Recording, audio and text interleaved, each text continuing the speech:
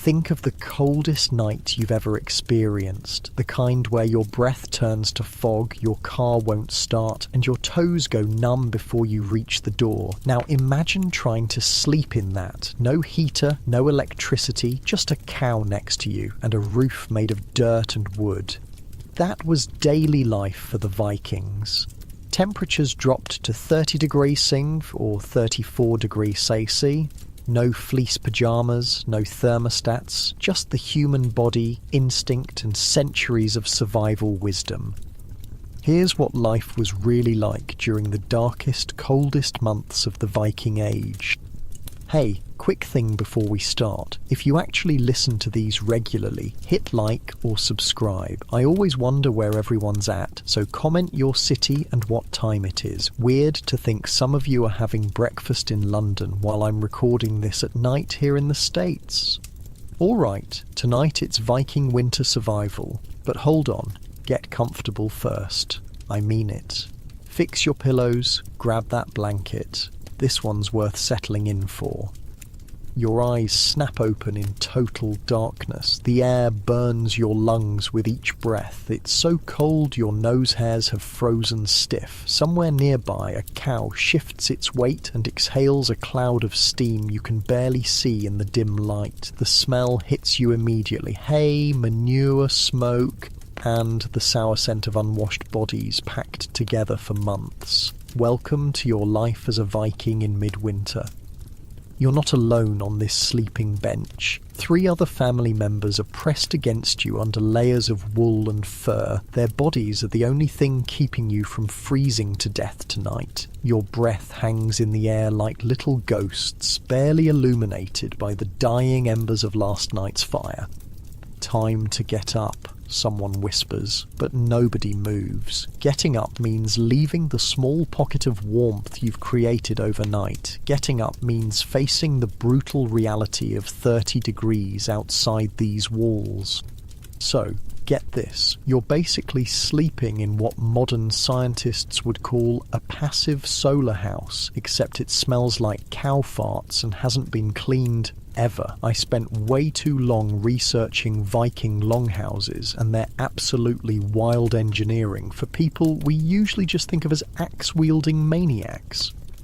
The walls around you aren't just wood, they're like a prehistoric sandwich. Inner wooden planks, a thick middle layer of packed earth and turf, and outer boards designed to keep wind and rain out. That turf layer, it's basically medieval insulation foam.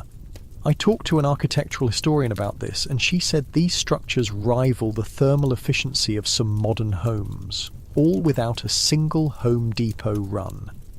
Okay, picture this. Your sleeping bench is about 2 feet off the ground. Why? Because cold air sinks, and the Vikings knew it. The coldest layer of air in the longhouse pooled at floor level where it couldn't touch sleeping bodies. That's not random. That's engineering from people who lived or died by understanding how heat works.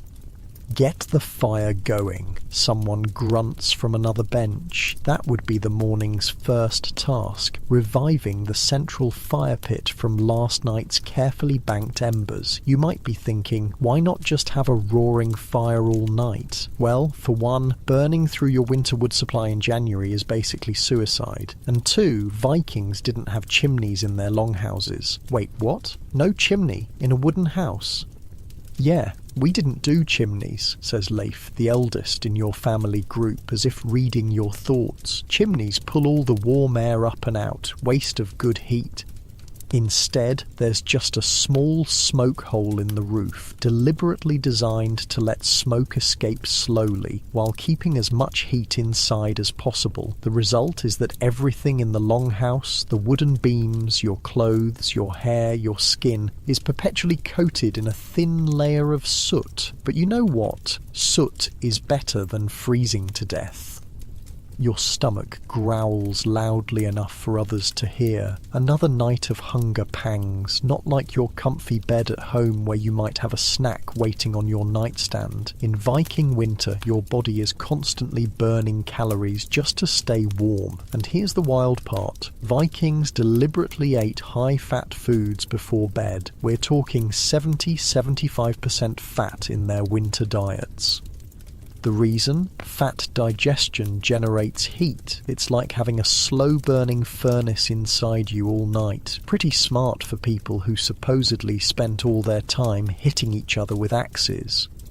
You swing your legs over the edge of the sleeping bench, wincing as your bare feet touch the cold floor. The dirt floor is lined with straw, but it's still freezing. First thing you do is pull on your shoes, leather wrapped around feet stuffed with dried moss for insulation. Not exactly memory foam slippers.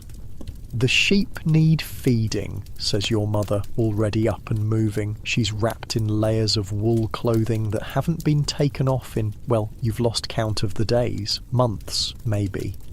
Across the longhouse, which is really just one big room about 50 feet long, other families are stirring on their sleeping benches. The longhouse shelters 3 extended families, about 20 people total, plus livestock. Privacy isn't a concept that exists in winter. Everyone sees everything, hears everything, smells everything. Speaking of smell, your nostrils are adjusting to the overwhelming funk of the longhouse. Imagine 20 people who haven't bathed since fall, plus cows, sheep, goats and chickens, all living in one room. The smell is so thick you could cut it with a knife. But here's the thing, that smell means life.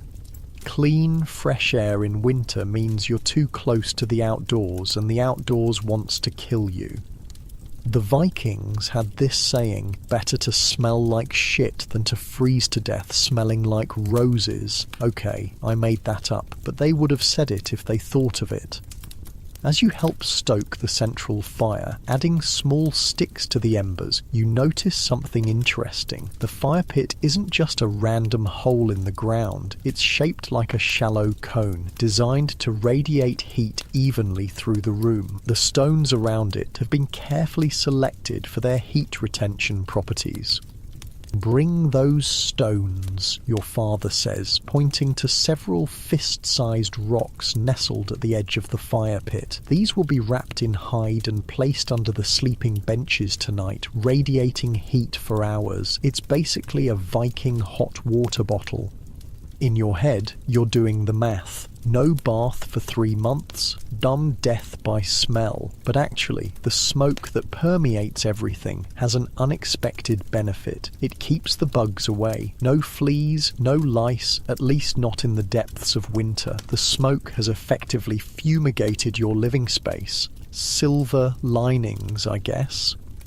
The fire grows stronger, casting flickering light across the longhouse interior. Now you can see more clearly. The roof is supported by massive wooden posts, blackened by years of smoke. The ceiling is low, intentionally low, to keep warm air within reach. Heat rises, and a high ceiling would just create a pocket of warmth well above everyone's heads.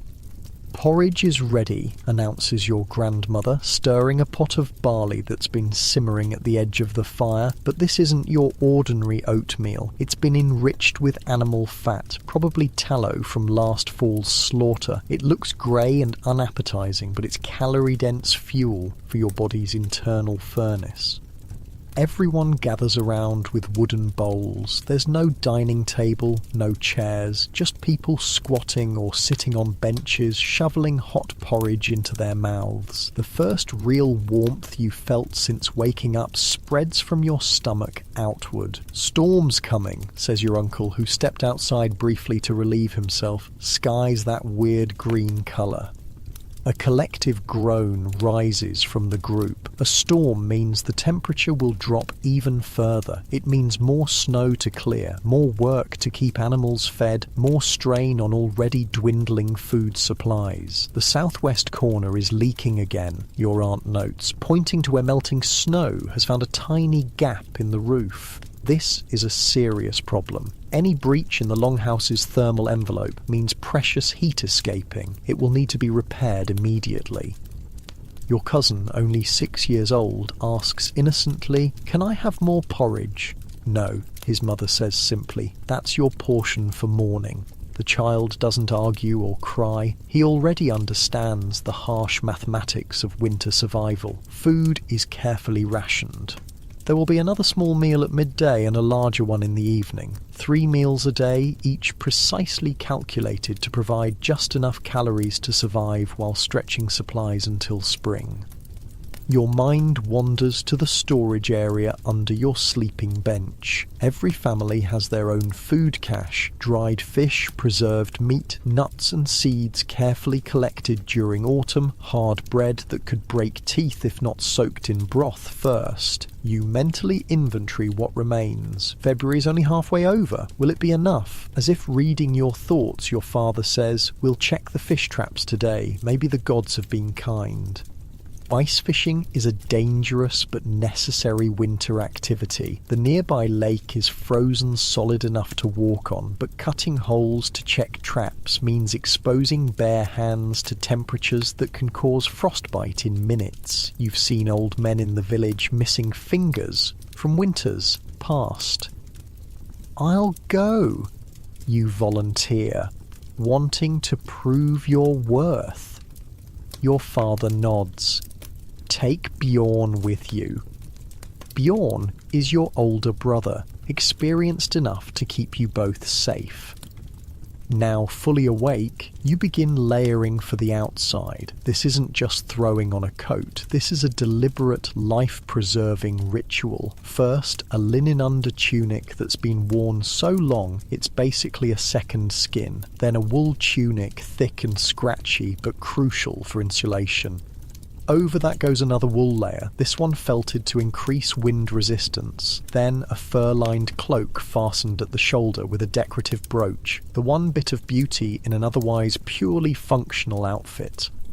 On your legs, wool trousers wrapped with long strips of cloth for extra insulation. On your feet, those moss-stuffed leather shoes wrapped with more cloth. On your hands, mittens made from sheep hide with the wool still attached on the inside. On your head, a hood made from wool with ear flaps that tie under the chin. By the time you're fully dressed, you look twice your normal size and can barely move your arms freely. But this immobility is a fair trade for survival. Remember, your mother says as you prepare to face the outside world, keep moving, keep your face covered and don't get your clothes wet. Wet means dead. You nod. These are the winter rules you've known since childhood. In temperatures this extreme, sweat can be as dangerous as the cold itself. If your clothes get wet from either outside moisture or your own sweat, the water will eventually freeze, potentially causing frostbite or hypothermia. Bjorn is already by the door, similarly bundled. The door itself is a critical weak point in the longhouse's thermal envelope, so it's built as a small antechamber with 2 doors, creating an airlock of sorts. This way, the main living area isn't exposed directly to outside air. You both step into this transitional space, close the inner door behind you, take a deep breath, and then push open the outer door. The cold hits like a physical blow. The air is so cold it hurts to breathe. Your eyes water instantly, the tears threatening to freeze on your lashes. The snow reflects the early morning light with painful brightness. Keep your eyes down, Bjorn reminds you, pulling his hood further forward to shield his face. The landscape around the longhouse is both beautiful and deadly. Snow blankets everything, transforming the familiar world into something alien. Smoke rises from the longhouse roof hole, the only sign of human life in this frozen wilderness. You trudge toward the lake, each step requiring effort. The snow is knee-deep in places, and your layers of clothing restrict movement. But movement is life. It generates body heat. Standing still for too long would be dangerous. As you walk, Bjorn talks about the spring to come, about fishing in open water, about green grass returning, about the sun warming bare skin. These aren't just idle thoughts. This is a survival technique too. Imagining warmth, scientists now know, can actually trigger tiny increases in body temperature. The mind is also a survival tool. Remember last summer, Bjorn asks, when we swam until our fingers wrinkled? You nod, smiling despite the cold. The memory feels impossibly distant, like something from another life. We'll do that again, he promises. Just a few more weeks. But you both know it's more than a few weeks. It's months still. The depths of winter hold you in its grip, and spring is a distant dream. Right now, there's only the next step through the snow, the next breath of painful cold air, the next task that must be completed for survival. This is what it means to be a Viking in winter. Not the glorified warrior of legends, but a human being engaged in the most fundamental struggle to stay alive in a world that wants you dead. As you reach the frozen lake, you turn back for a moment to look at the longhouse. From the outside, it's hardly visible. The turf walls and sod roof blend into the landscape, the whole structure partially dug into the earth. Only the smoke gives it away. That hidden quality isn't an accident. The longhouse is designed to disappear into the landscape, to present minimal surface area to winter winds, to use the earth itself as insulation. It's not just a shelter, it's a survival machine, refined over generations of trial, error, and frozen corpses. "Come on," says Bjorn, already hacking at the ice with a tool designed for this purpose. "Daylight's precious."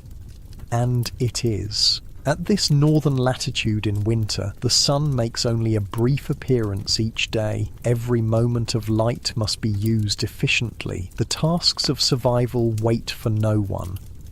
As you help clear snow from the ice hole, you realize something profound. The popular image of Vikings as warriors and raiders is only a partial truth. Their greatest victory wasn't against enemy armies, it was against winter itself. Year after year, generation after generation, they survived conditions that would kill most modern humans in hours. That's not just tough, that's not just resilient.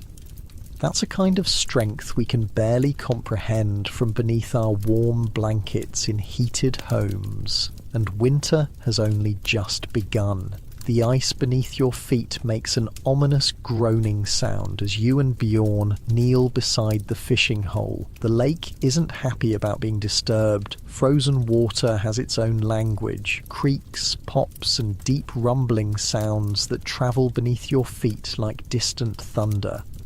"Don't move so much," Bjorn mutters, carefully clearing the thin layer of ice that formed overnight on the fishing hole. The ice feels angry today. You've seen it happen before. Someone gets careless, moves too quickly, and suddenly there's a crack and they're gone. The village lost 2 men that way last winter. Their bodies weren't recovered until spring thaw, preserved like meat in nature's coldest storage. Bjorn works the fishing line with gloved hands, checking the hooks set yesterday. The line disappears into the black water of the hole, a portal to another world where life somehow continues beneath the frozen surface. He pulls steadily, his breath creating clouds that briefly obscure his face. "We've got one," he says, voice lifting slightly. The fish emerges from the dark water, a decent-sized pike, thrashing weakly. In summer, this would be an unremarkable catch. In February, it might as well be gold. Bjorn quickly dispatches it with a knife strike, and bright blood steams on the white ice. "The gods favour us today," he says, already rebaiting the hook with a tiny piece of preserved meat, precious bait saved for this purpose. You help secure the fish in a sack. Its body is already stiffening in the intense cold. No need for ice preservation when the whole world is a freezer. As Bjorn checks the remaining lines, you scan the vast white expanse of the frozen lake. The far shore is barely visible through a light snow that's begun to fall. Everything is white, grey, or the dark green of distant pines. Colour seems to have fled the world. My hands are starting to go numb, you admit, after the third fishing hole yields nothing. Bjorn nods. We'll check 2 more, then head back. Frostbite isn't worth an extra fish. He's not being dramatic. Every winter, someone in the village loses fingers, toes, or worse to the cold. Your father's right hand is missing 2 fingertips, the price of a fishing expedition that ran too long when he was younger. In these temperatures, exposed skin can freeze in minutes. Once blackened by frostbite, there's little to be done except cut away the dead flesh. The next hole produces another pike, smaller but still valuable protein. The final hole holds the real prize, an enormous burbot, a freshwater cod that sends a ripple of excitement through you both. Mother will be pleased, you say, securing the large fish. The whole house will eat well tonight, Bjorn replies. The walk back feels different. Success lightens your steps despite the growing snowfall. 3 fish might not sound like much, but in the depth of winter, this is a significant haul. The protein and fat will fuel body heat and provide precious calories when they're most needed. As you approach the longhouse, you notice fresh tracks in the snow. A hunting party has returned while you were at the lake. This could mean more good news. Winter hunting is difficult but vital. Game animals are leaner in winter, their fat reserves depleted, but any meat is welcome. You stamp your feet at the entrance to the longhouse, knocking snow from your boots. Even this small ritual has survival implications. Wet footwear means cold feet, and cold feet mean frostbite risk. The Viking obsession with keeping dry isn't about comfort, it's about staying alive. The antechamber provides a crucial buffer zone. You and Bjorn remove your outer layers here, brushing off snow before it can melt. Only then do you open the inner door and step into the relative warmth of the main room.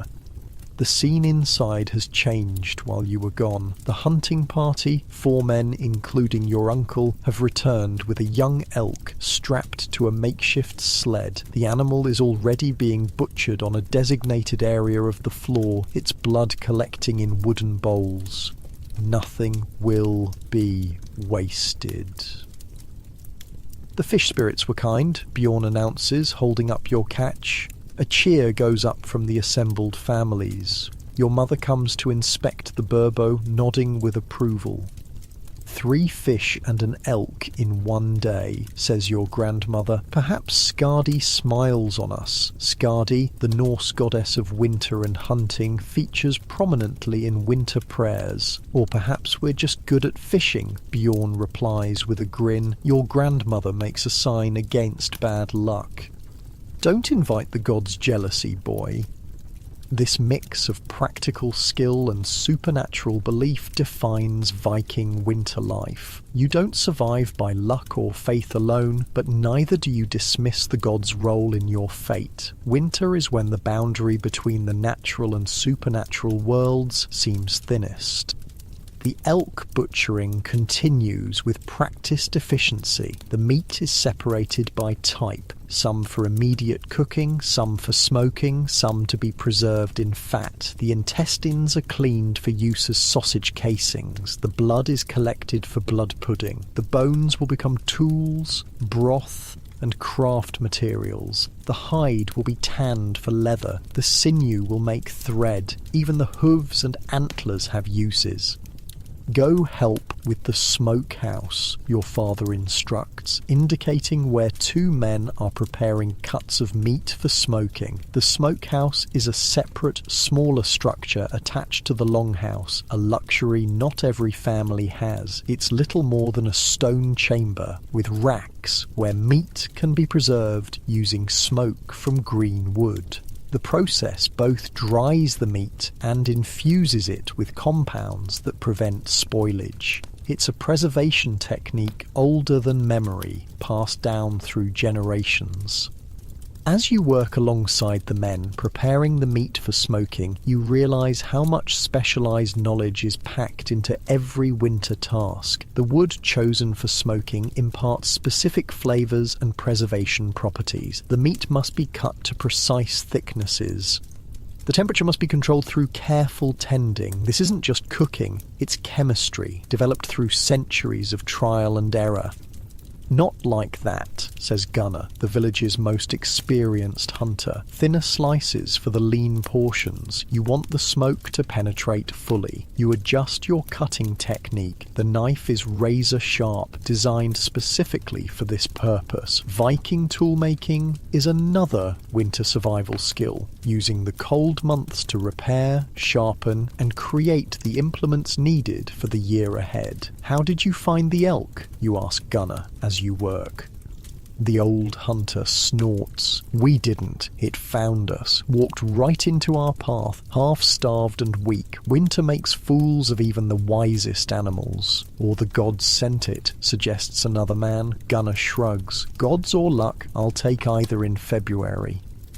By midday, the longhouse is transformed by activity. The central fire burns hot, tended carefully to provide maximum heat for cooking while conserving wood. Several women work on the elk hide, scraping it clean in the first stage of the tanning process. Children sort through the smaller bones, separating them by size and type for different uses. Two old men in the corner are already working the antlers, beginning the process of turning them into combs and knife handles. The efficiency is breathtaking. Every person has a role. Every part of the animal serves a purpose. This isn't just subsistence. It's a complex system of resource management perfected over centuries. The smoke hole in the roof allows some of this activity to be visible from outside, as columns of steam and smoke rise into the cold air. From a distance, it might look like the earth itself is breathing in the frozen landscape. "Sit, eat," your mother says, handing you a wooden bowl. The midday meal is simple but energizing. Leftover morning porridge enriched with scraps from the elk butchering. The fresh meat won't be ready until evening. Patience is another winter virtue. Rushing food preparation can lead to waste, and waste leads to hunger. As you eat, an argument breaks out between two of the families sharing the longhouse. "That's more than your share of liver," accuses a woman from the third family group. "We have more children to feed," responds your aunt defensively, "and we have more elders. What's your point?" Your father steps between them. "Enough. The liver will be divided by head count, as always. No exceptions." The women grudgingly agree, but the tension lingers. Winter confinement strains even the strongest social bonds. 15 people living in one room for months creates friction that must be carefully managed. Family feuds that erupt in winter can have deadly consequences. Cooperation is essential for survival.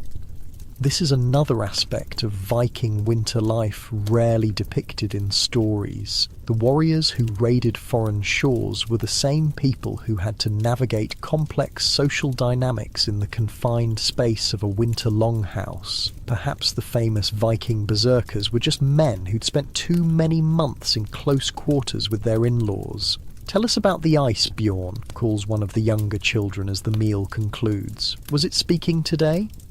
Bjorn nods seriously. "The ice was very talkative. It told me a foolish boy was walking on it." The children giggle, but the question wasn't merely for entertainment. Ice conditions are serious business, and children learn to read these signs from an early age. Their survival will one day depend on such knowledge. "The lake ice is thick enough for elk," Bjorn continues more seriously, "but the river ice was singing high notes. Stay off the river." Everyone nods at this information. The song of ice, the particular sounds it makes when walked upon, indicates its thickness and safety. High-pitched sounds often mean thin ice. This knowledge isn't written in books. It's passed orally and experientially from generation to generation.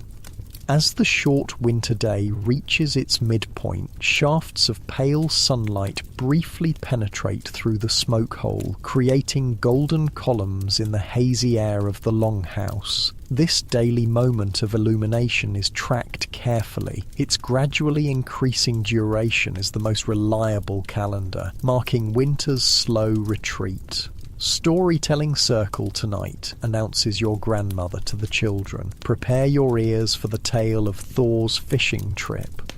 The kids cheer. Long winter nights are storytelling time, not just for entertainment, but for education. The Norse sagas, myths, and practical knowledge are all transmitted during these sessions. Without writing, memory is the primary vessel of cultural preservation. The winter storytelling tradition ensures that nothing important is forgotten. By mid-afternoon, new activities begin. The women start carding wool, preparing it for spinning. The rhythmic motion of the carding combs creates a background sound that's deeply familiar. The men work on wood carving, repairing tools, or crafting new ones. Everyone's hands remain busy.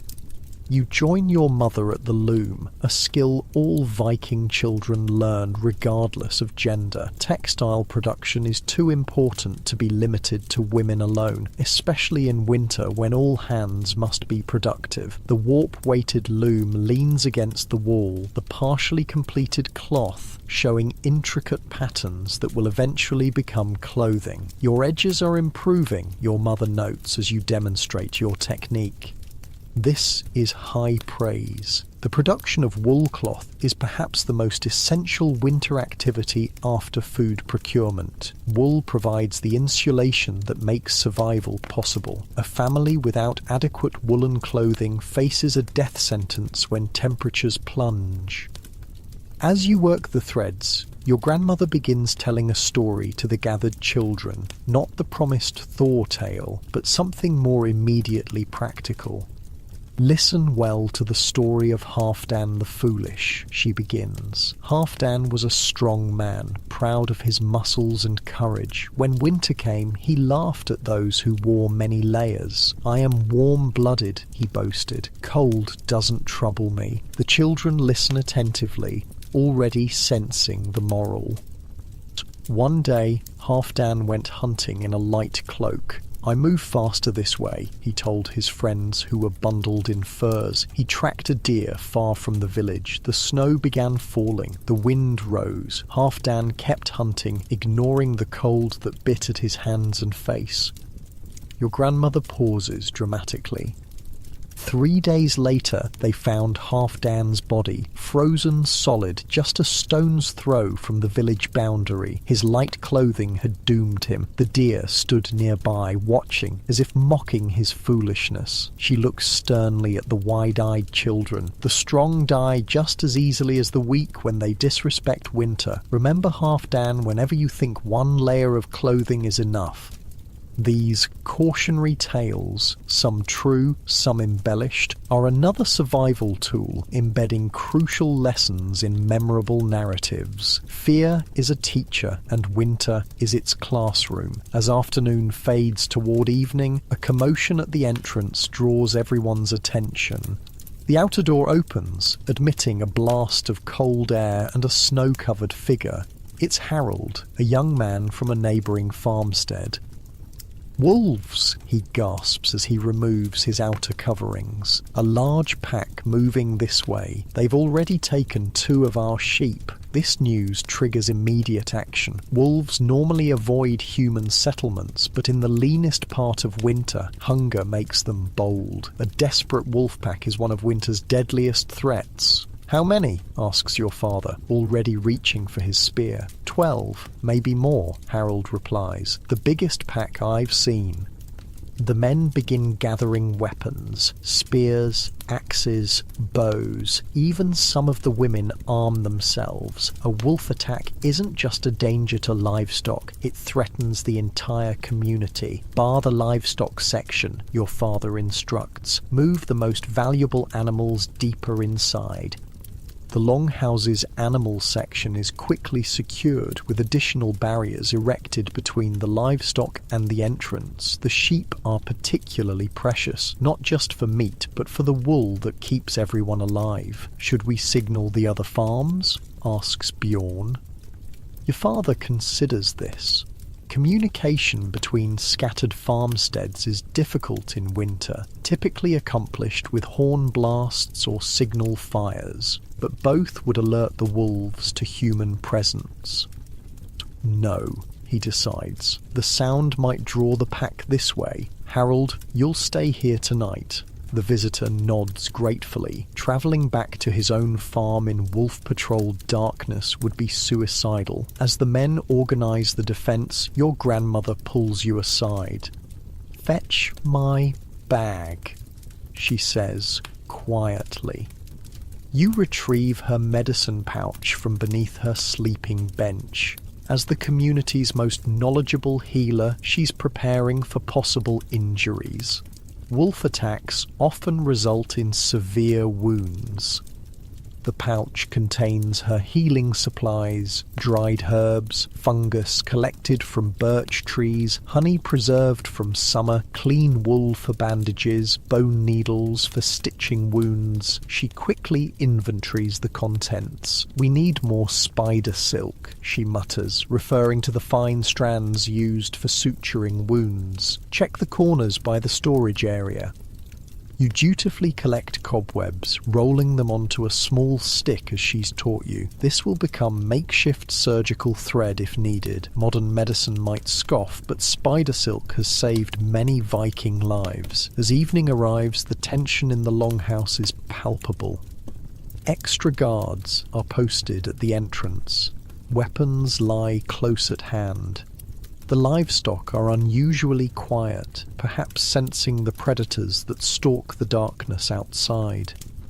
The evening meal is a welcome distraction. Fresh elk meat roasted over the fire, accompanied by bread baked in the hot ashes. Despite the wolf threat, the successful hunt still calls for celebration. In winter, you take your victories where you find them. "To gunner's aim?" says your father, raising a horn of ale. "To the elk's poor eyesight," counters Gunner with a grin.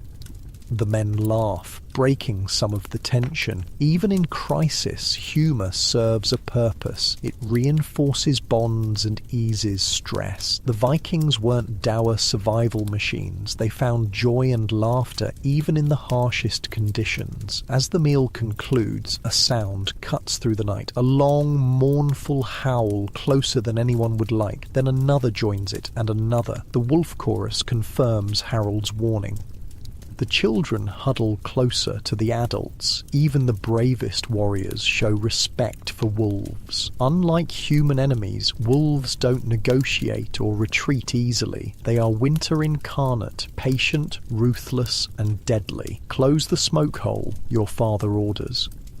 This is a significant decision. Closing the roof vent will make the longhouse smokier and less comfortable, but it eliminates the possibility of wolves smelling the fresh meat inside. It also prevents embers from the fire being visible in the darkness. Tonight, comfort yields to security. With the vent partially blocked, the smoke thickens noticeably. Everyone's eyes begin to water, but no one complains. This minor discomfort is a small price for safety. "Tell us the story now, grandmother," pleads one of the children, clearly seeking distraction from the wolves. Your grandmother nods, settling into her role as storyteller. As she begins the tale of Thor's fishing trip, a complex myth about the thunder god accidentally catching the world serpent Jörmungandr. You notice how the entire longhouse quiets to listen.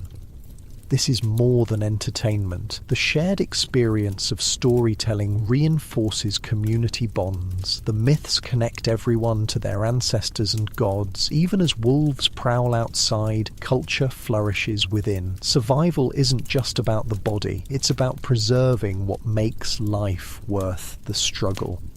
As your grandmother's voice rises and falls with the ancient tale, you find your eyes growing heavy. The day's work, the good meal, and the warm fire combine to produce intense drowsiness despite the lurking danger. This too is part of winter survival, conserving energy when possible, sleeping when the opportunity presents itself.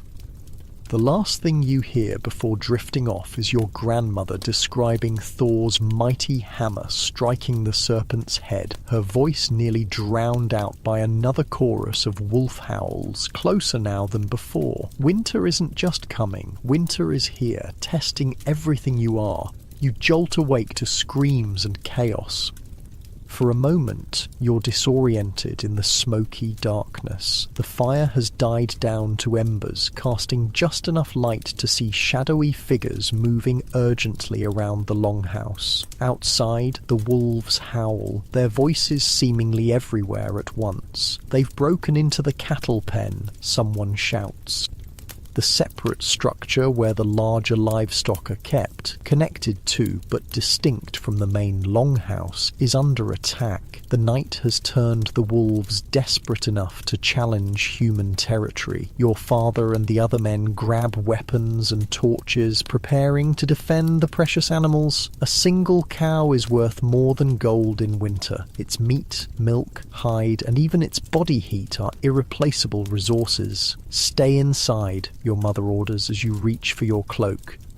But your brother Bjorn is already following the men. At 16, he's considered old enough to fight. You're deemed too young at 12, though you've been doing adult work for years. The outer door opens, admitting a blast of frigid air and swirling snow. The men rush out, torches held high, weapons gleaming in the firelight. The door slams shut behind them and silence falls on those left inside, women, children, and the elderly.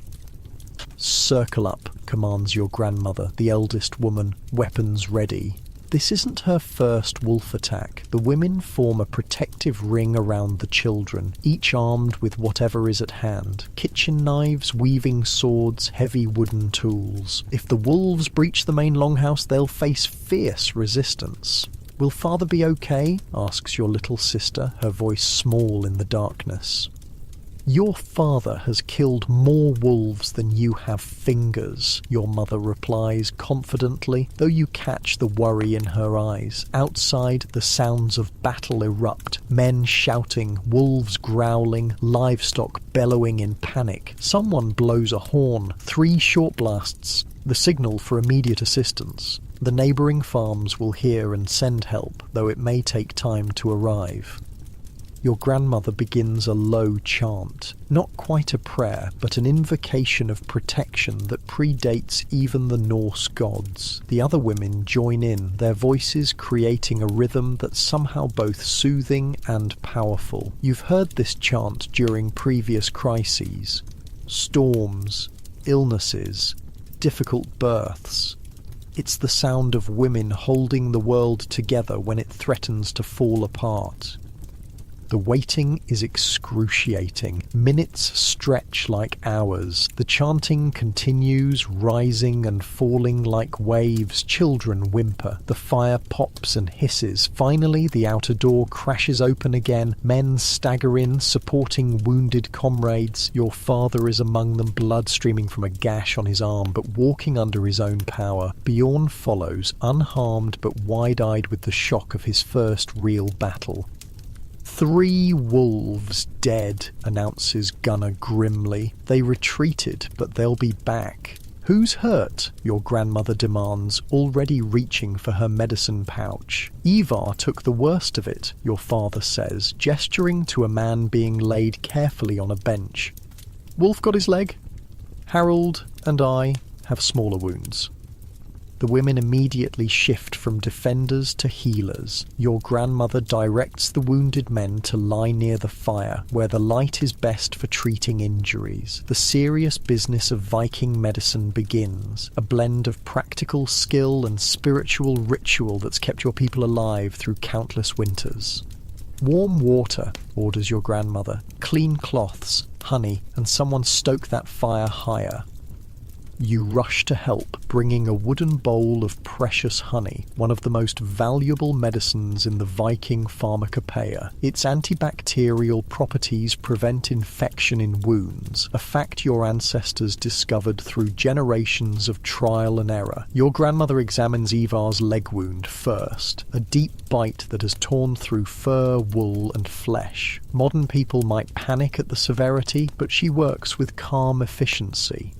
Hold him, she instructs two men who grip Ivar's shoulders and good leg. She cleanses the wound with boiled water steeped with pine needles, a natural antiseptic. Ivar grits his teeth but makes no sound. Next comes the honey, packed directly into the wound. Finally, she closes the jagged edges with the spider silk you collected earlier, using a bone needle to place tiny, precise stitches.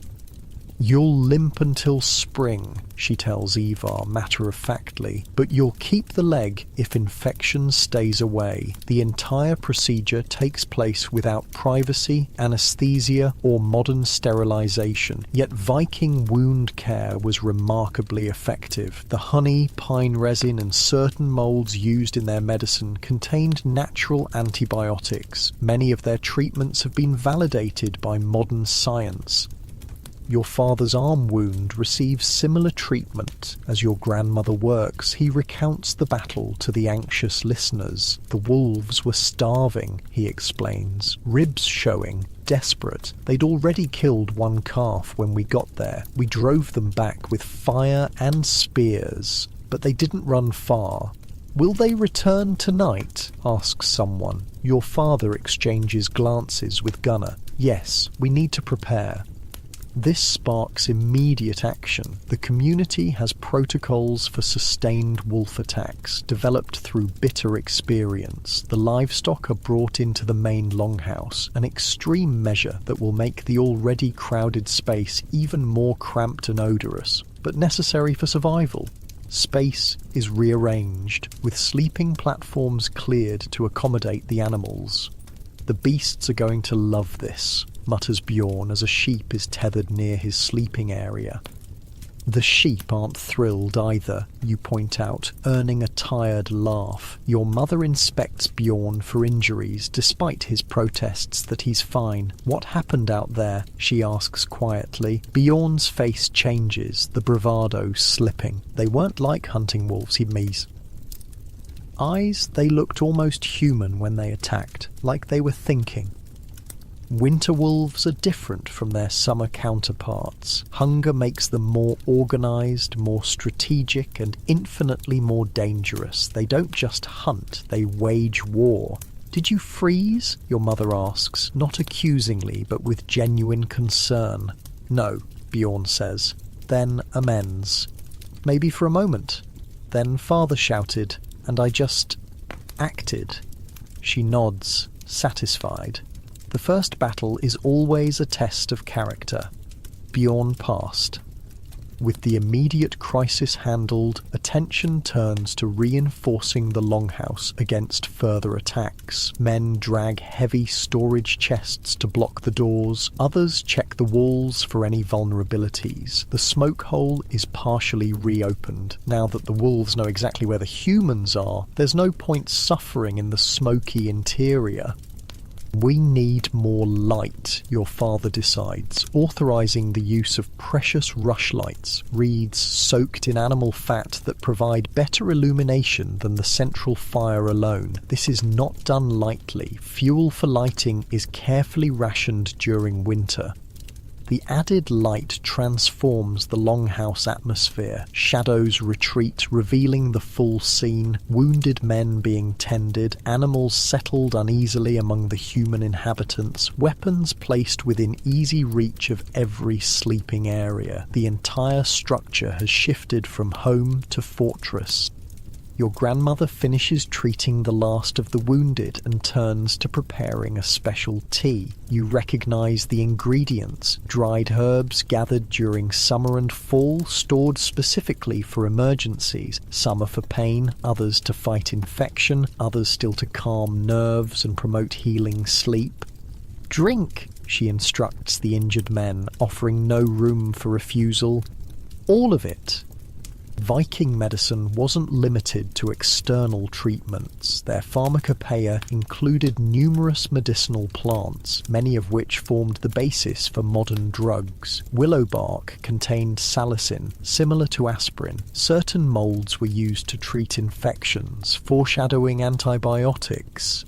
These weren't superstitions, but effective treatments refined through generations of observation. As the wounded men drink their medicine, a new worry surfaces. The interrupted night means precious sleep lost. In winter, adequate rest is crucial for survival. The body burns more calories while awake, especially when under stress. A single sleepless night can weaken resistance to cold and disease. "Everyone not on watch back to sleep," your father orders, understanding this reality. "Tomorrow will be difficult enough." Watch rotations are quickly established. 2 armed adults awake at all times, changing every few hours. The roster includes women as well as men. Gender divisions blur when survival is at stake. You return to your sleeping bench, now shared with both your siblings and a young goat tethered nearby. The animal's body heat is welcome, but its smell less so. Still, these close quarters with livestock might save your life if temperatures drop further during the night. Sleep comes fitfully. Wolf howls punctuate the darkness, sometimes distant, sometimes alarmingly close. The animals inside the longhouse shift restlessly, adding their own anxiety to the communal space. Dreams, when they come, are filled with gleaming eyes and teeth.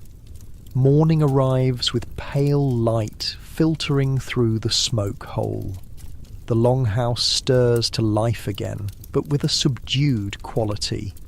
Everyone feels the weight of the interrupted night and the continuing threat outside.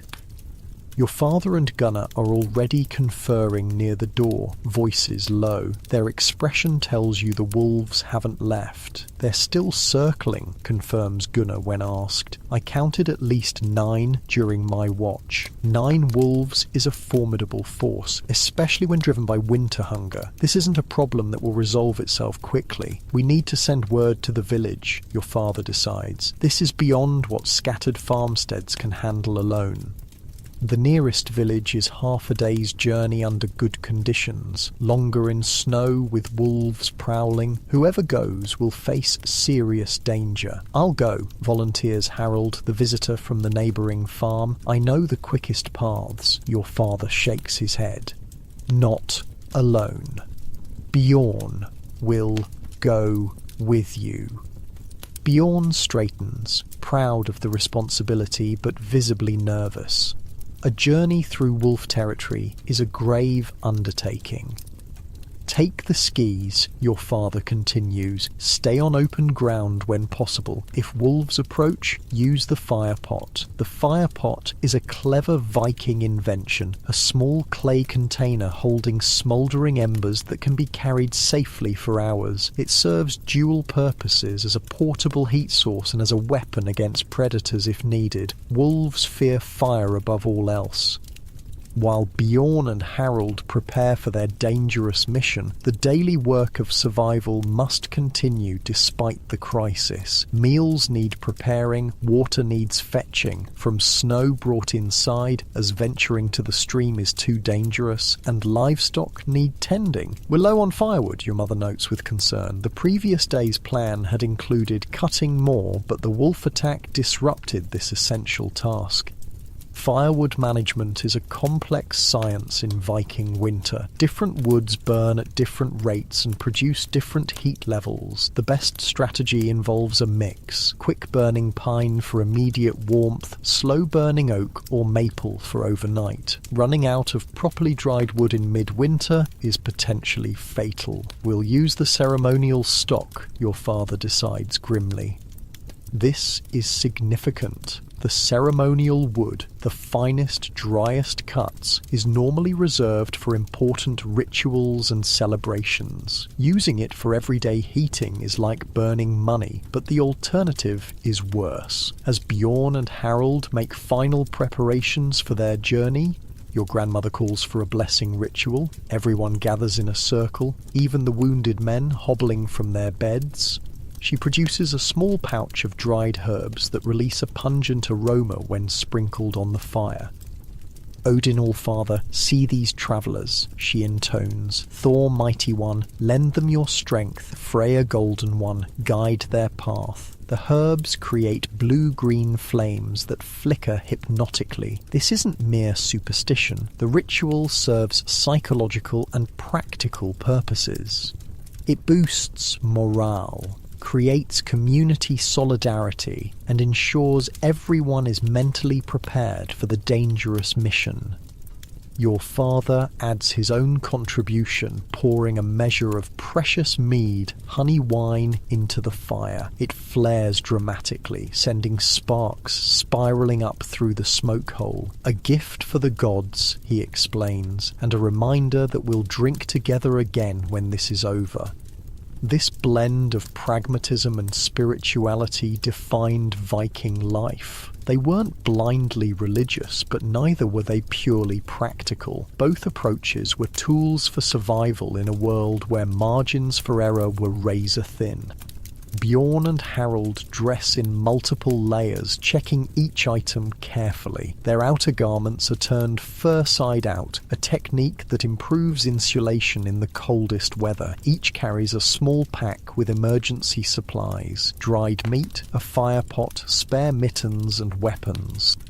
The most crucial items are the skis, long wooden runners that allow relatively fast travel across snow. Vikings didn't invent skis, they date back thousands of years earlier, but they refined them into highly effective tools for winter movement. Some archaeological specimens show remarkable sophistication, with different designs for different snow conditions.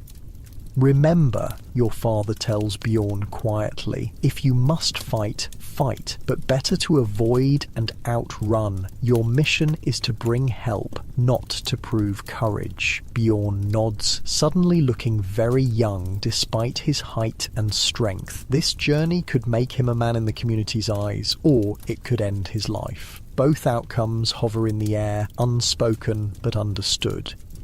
The departure is quick and tense. The outer door opens just enough for the two messengers to slip out, skis in hand. Then it closes, barred again against the threats outside. Through the smoke hole, you catch a glimpse of them gliding away across the snow, small figures against the vast white landscape. With the messengers gone, the longhouse settles into crisis routine. Everyone has assigned tasks, with adjustments made for the wounded men. You find yourself promoted to more adult responsibilities, helping prepare medicine, tending the fire, checking food stores. Your grandmother puts you to work grinding dried herbs with a stone mortar and pestle. Finer, she instructs, watching your technique. The poultice needs to be smooth.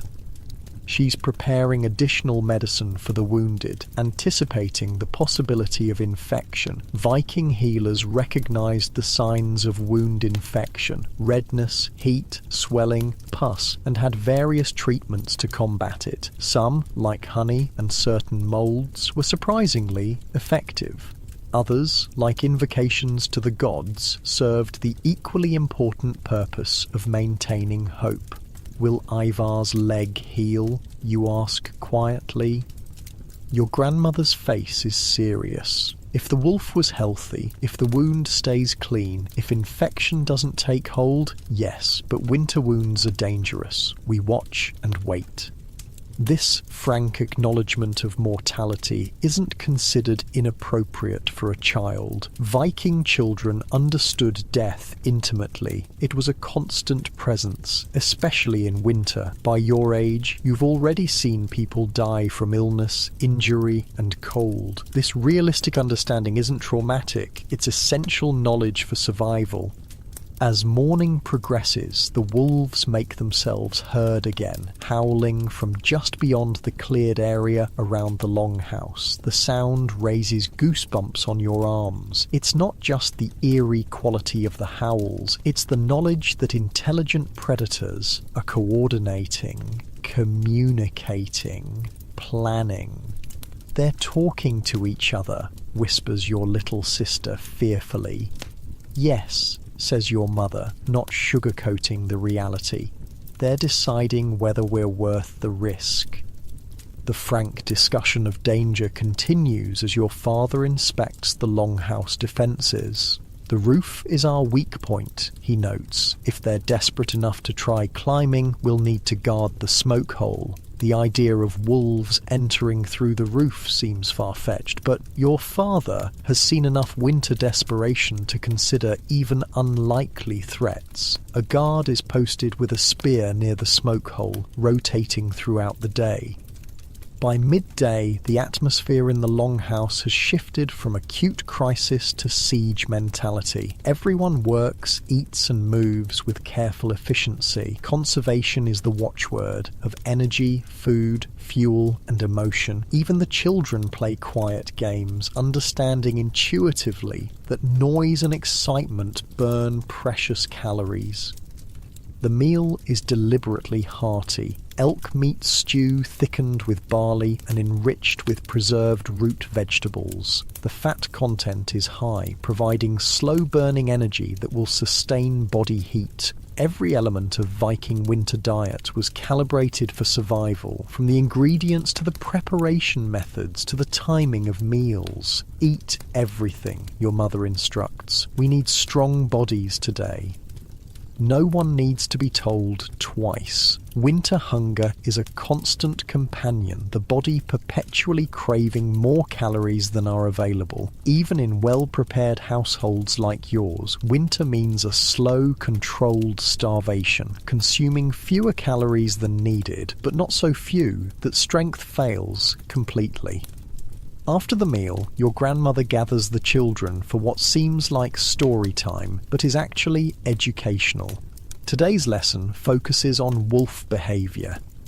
Wolves are not evil, she begins, contradicting the fearful atmosphere. They're hungry, like us. They're trying to feed their young, like us. They're surviving winter, like us. The children listen, wide-eyed, but, she continues, they see us as either competition or food. So we must be smarter and stronger. Wolves fear three things: fire, noise, and humans in groups. Remember this if you ever face them alone. This practical knowledge is paired with mythological context, stories of Odin's wolf companions Geri and Freki, and the monstrous wolf Fenrir from Norse legend. The educational approach interweaves practical survival with cultural meaning, ensuring children absorb both. The afternoon brings a new concern. The weather is changing. Through the smoke hole, dark clouds can be seen gathering on the horizon. The temperature, already brutally cold, is dropping further. The wind picks up, whistling around the longhouse eaves. Storm coming, predicts your father, sniffing the air. Snow by nightfall. This complicates an already dangerous situation. A winter storm will delay help from the village, make hunting impossible, and potentially drive the wolves to even greater desperation. It also means Bjorn and Harold are racing against more than wolves. They're racing against weather that can kill as efficiently as any predator. Your mother and the other women immediately begin storm preparations, securing additional water, checking food stores and gathering extra blankets. The fire is built up slightly higher, a calculated risk that trades faster wood consumption for necessary additional warmth. Should we hold a blot? Asks one of the older men, referring to the traditional Norse sacrifice to influence the gods and weather. Your father considers this. Blot ceremonies were serious undertakings in Viking culture, formal sacrifices to the gods for intervention in human affairs. They typically involved bloodletting from livestock, offering the life force to deities in exchange for favour. In desperate situations, more extreme sacrifices might be considered. Not yet, he decides. We save the blot for true desperation. The gods know our situation. This pragmatic approach to religion characterizes Viking spirituality. The gods are acknowledged and respected, but not pestered for every challenge. Divine intervention is reserved for the direst circumstances when human effort alone seems insufficient. As afternoon fades toward evening, the first snowflakes begin to fall. The wind moans around the longhouse, finding tiny gaps in the construction and creating miniature whistles. The temperature inside drops noticeably despite the fire. Your father organises another firewood inventory, counting each log and calculating how long the supply will last under different scenarios. Conservation measures are implemented, banking the fire to burn slower, moving everyone closer together to share body heat, and distributing extra clothing from the storage chests. One layer more than you think you need, instructs your mother as she hands out additional tunics and socks. For Vikings, clothing wasn't just about modesty or style, it was survival technology carefully engineered for maximum thermal efficiency. Multiple thin layers trapped air better than single thick ones. Wool retained heat even when damp. Furs provided windproofing. The Vikings' reputation for hardiness wasn't about inherent cold resistance, it was about sophisticated cold weather expertise. As the storm intensifies outside, all eyes turn to the smoke hole, the only window to the world beyond the longhouse walls. Snowflakes swirl down, hissing as they meet the fire. The light fades earlier than usual, obscured by storm clouds. Bjorn and Harold would have reached the village by now, your mother says with forced confidence, if they travelled quickly.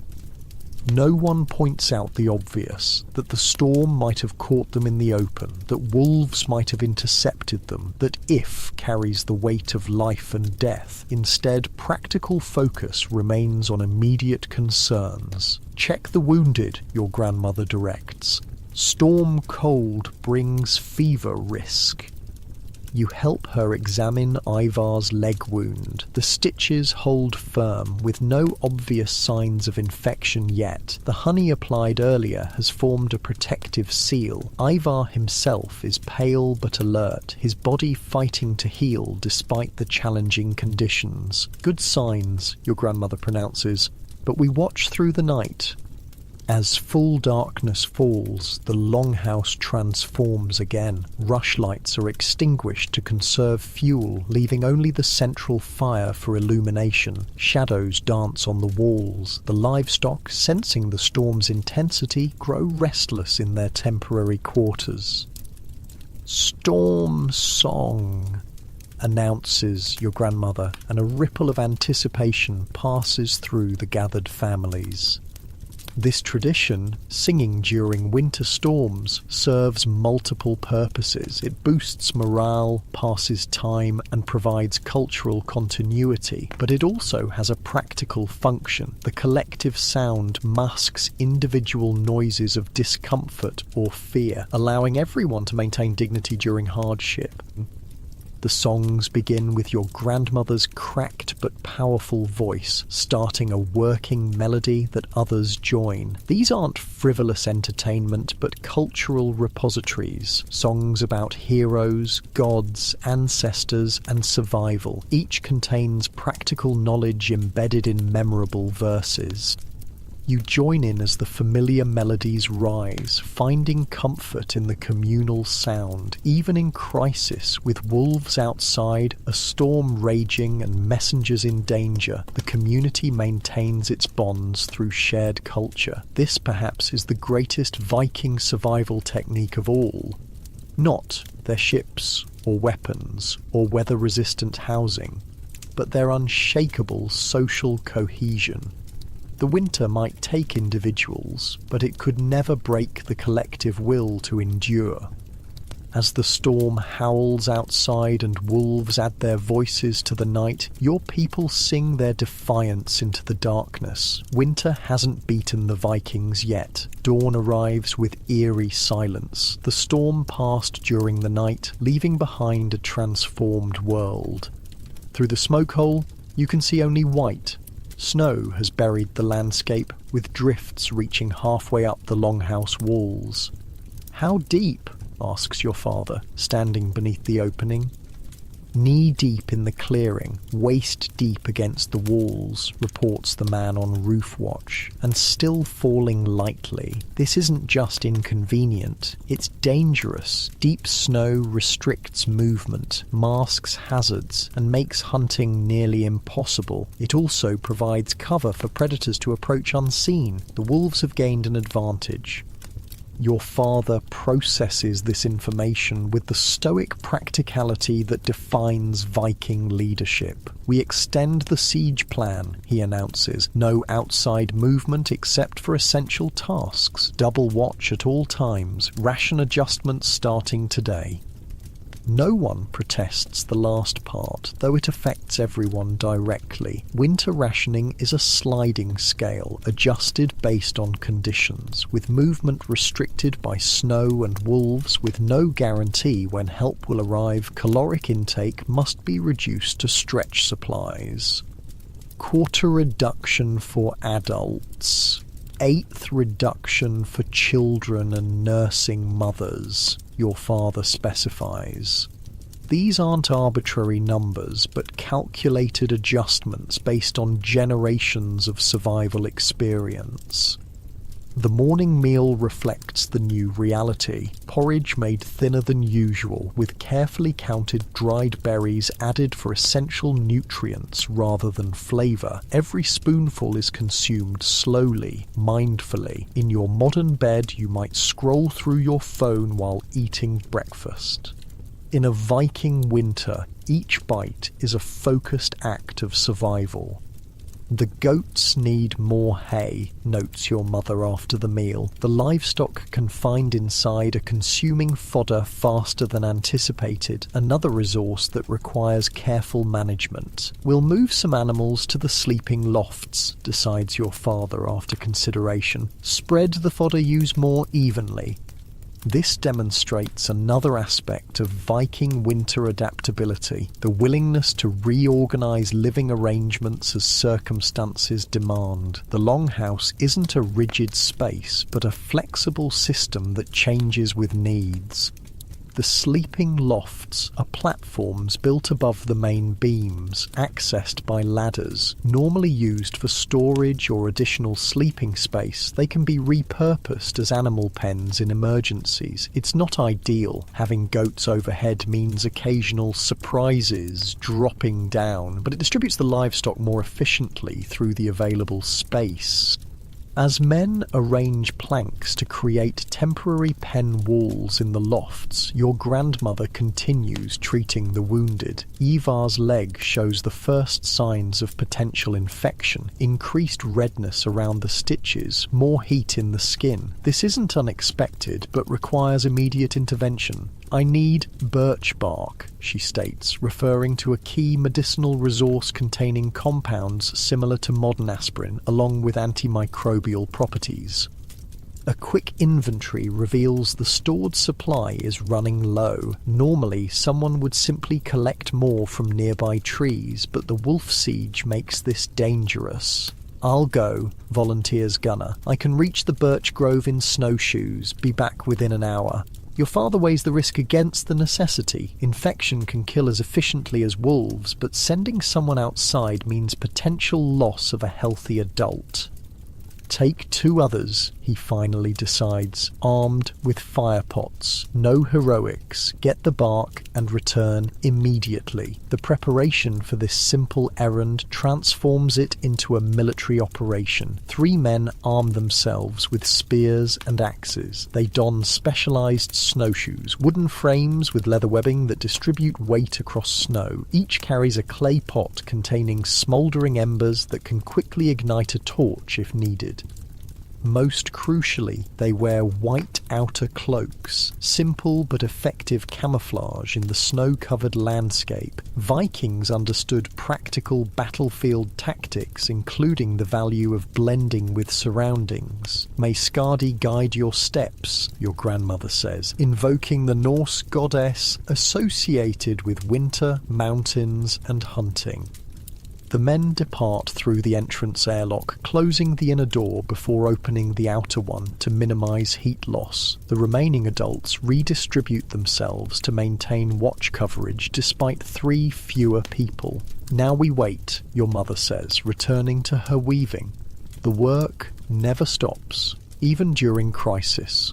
Idle hands mean wasted time, and winter allows no waste. You're assigned to help with inventory, counting and organizing food stores. It's tedious but crucial work. Each type of food is assessed: dried meat, preserved fish, stored grain, dried fruits, nuts, rendered fat. The calculations are complex, balancing nutritional needs against available quantities, projecting consumption rates under different scenarios. "Protein stores adequate through month's end," notes your aunt, making marks on a tally stick, a simple but effective record-keeping system. "Root vegetables sufficient for 6 weeks at reduced ration." This level of meticulous planning wasn't unique to your family, but standard practice across Viking communities. Surviving winter wasn't a matter of day-by-day improvisation, but long-term strategy executed with mathematical precision. "What if help doesn't come?" asks your cousin quietly as you count dried apple slices. Before you can answer, your mother interjects, "Help will come, but if it's delayed, we adjust and endure, as we always have." This simple philosophy, adjust and endure, underpins the entire Norse approach to hardship. There's no self-pity, no existential despair, just pragmatic acceptance followed by practical action. The morning passes slowly. The men haven't returned from their bark-gathering expedition, and tension rises with each passing minute. Through the smoke hole, you can see the snow has stopped, leaving a blindingly bright landscape under clearing skies. Suddenly the watch calls down, "Movement at the forest edge." Everyone tenses, reaching for weapons. Your father climbs quickly to look through the smoke hole. "It's Gunnar and the others," he reports with audible relief. "Running. Something's pursuing them. The wolves have found them." From your position, you can't see the drama unfolding, but you can imagine it clearly. 3 men racing across the snow with predators in pursuit. A deadly game where the stakes are their lives. "Ready at the door," your father orders, and several adults position themselves with weapons and torches. The entrance is the most vulnerable point, both for the returning men and for the longhouse itself if wolves follow too closely. The next moments are a blur of action. The outer door crashes open. Men tumble through, gasping for breath. Glimpses of grey shapes appear in the opening before the door slams shut and is barred. 7 of them, pants Gunnar, snow-caked on his clothing and beard, came from nowhere, nearly had Eric. The youngest of the 3 men, Eric, is wide-eyed with shock, a tear in his cloak showing how close the call was. "But we got the bark," adds the 3rd man triumphantly. holding up a sack of peeled birch bark. Your grandmother wastes no time, taking the precious material to her medicine area. The risk was justified. The bark might save Ivar's leg and possibly his life. As the men recover from their ordeal, they describe the wolfpack's behaviour in detail. This isn't idle storytelling, but vital intelligence gathering. Understanding predator patterns helps predict future threats. They've changed tactics, Gunnar explains between gulps of water. Before, they were testing our defences, making direct approaches. Now they're setting ambushes, trying to pick off individuals. That means they're getting smarter, says your father grimly. Or more desperate. Both, suggests Gunnar. They know a direct attack on the longhouse is suicide, so they wait for easier targets. This strategic adaptation by the wolves isn't anthropomorphizing. It's documented behaviour in wolf packs during extreme winter conditions. They're intelligent, social hunters capable of adjusting tactics based on observed results. The wolves are learning, just as the humans are. Your grandmother works quickly with the fresh bark, scraping the inner layer into a bowl and mixing it with other ingredients: honey, dried herbs, rendered fat. The resulting paste is applied directly to Ivar's inflamed wound after the previous dressing is removed. "Hold still," she instructs, as Ivar winces. "The sting means it's working."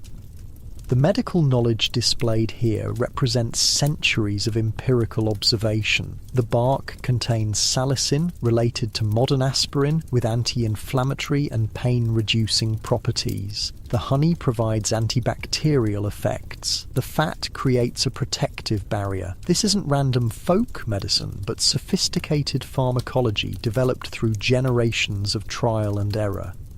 With the immediate crisis resolved, the day settles into a tense routine. The wolf pack remains active, visible at times through the smoke hole as dark shapes moving against the snow. Their howls come regularly, a reminder that the siege continues. Inside, life adjusts to the new normal. The animals in the lofts require care: feeding, watering, waste removal. The confined space grows increasingly rank with animal odours and human bodies. Ventilation is balanced against heat conservation, another calculation where comfort is secondary to survival. "Tell us about the elk hunt again," requests one of the younger children, seeking distraction from the stressful situation. Gunnar obliges, launching into the tale of how they tracked and brought down the elk 2 days earlier. His storytelling is animated, with gestures and sound effects that captivate his audience. This isn't just entertainment, it's education, cultural transmission and community bonding all rolled into one. "The elk thought it was hidden in the brush," Gunnar explains, hunching to demonstrate, "but it forgot about its breath clouds in the cold air, gave itself away with every exhale."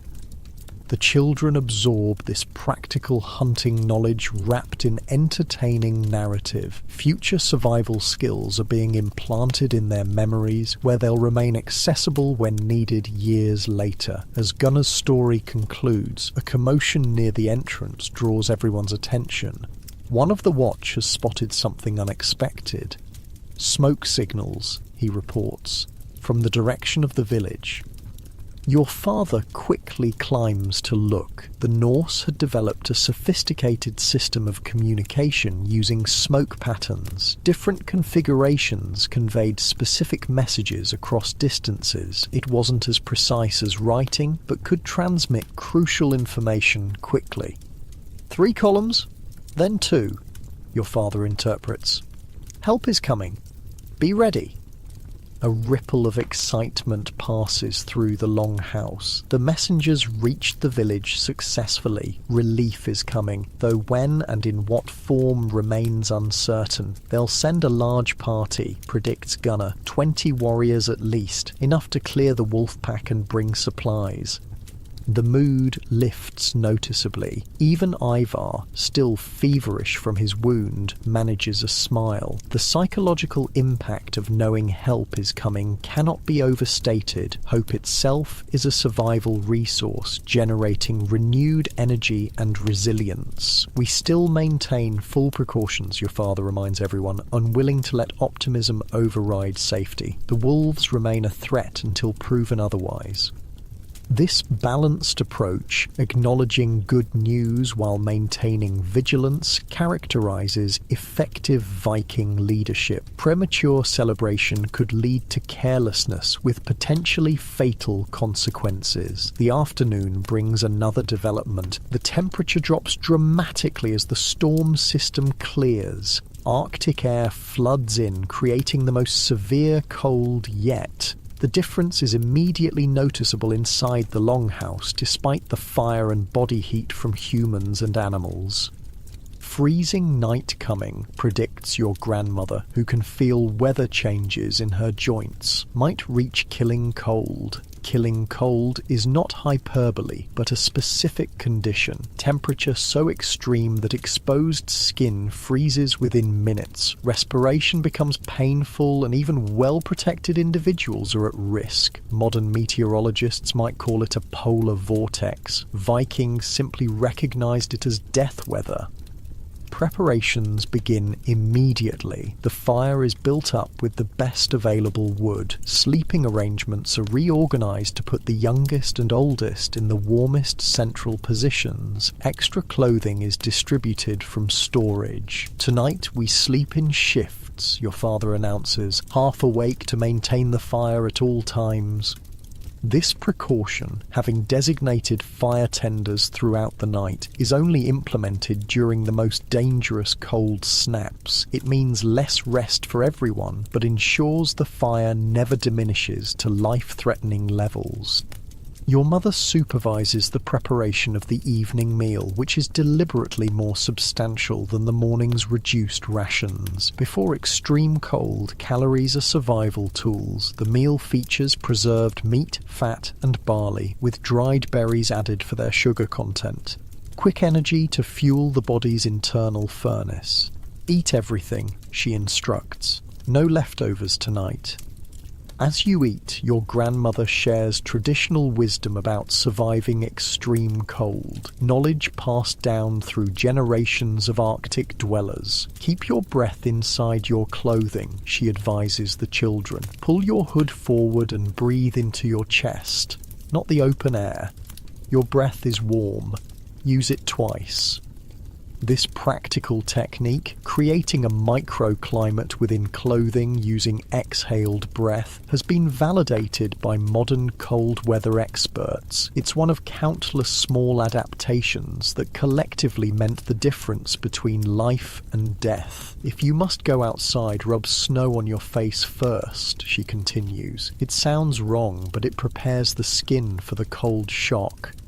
Again, this counterintuitive practice has scientific merit. It stimulates blood flow to facial tissues and creates a temporary protective layer that actually reduces frostbite risk. Vikings developed these techniques through observation and experiment, then preserved them as oral tradition.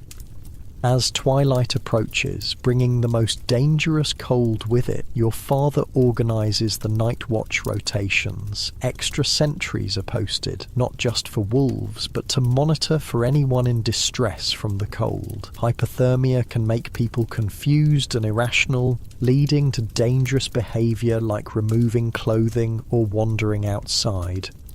Watch each other, he emphasises, especially the old and young. If someone seems confused or stops shivering after shivering heavily, alert us immediately. This understanding of hypothermia symptoms reflects sophisticated medical knowledge. Vikings recognise the paradoxical late-stage sign when dangerously cold people suddenly feel warm and stop shivering long before modern medicine formalised this understanding.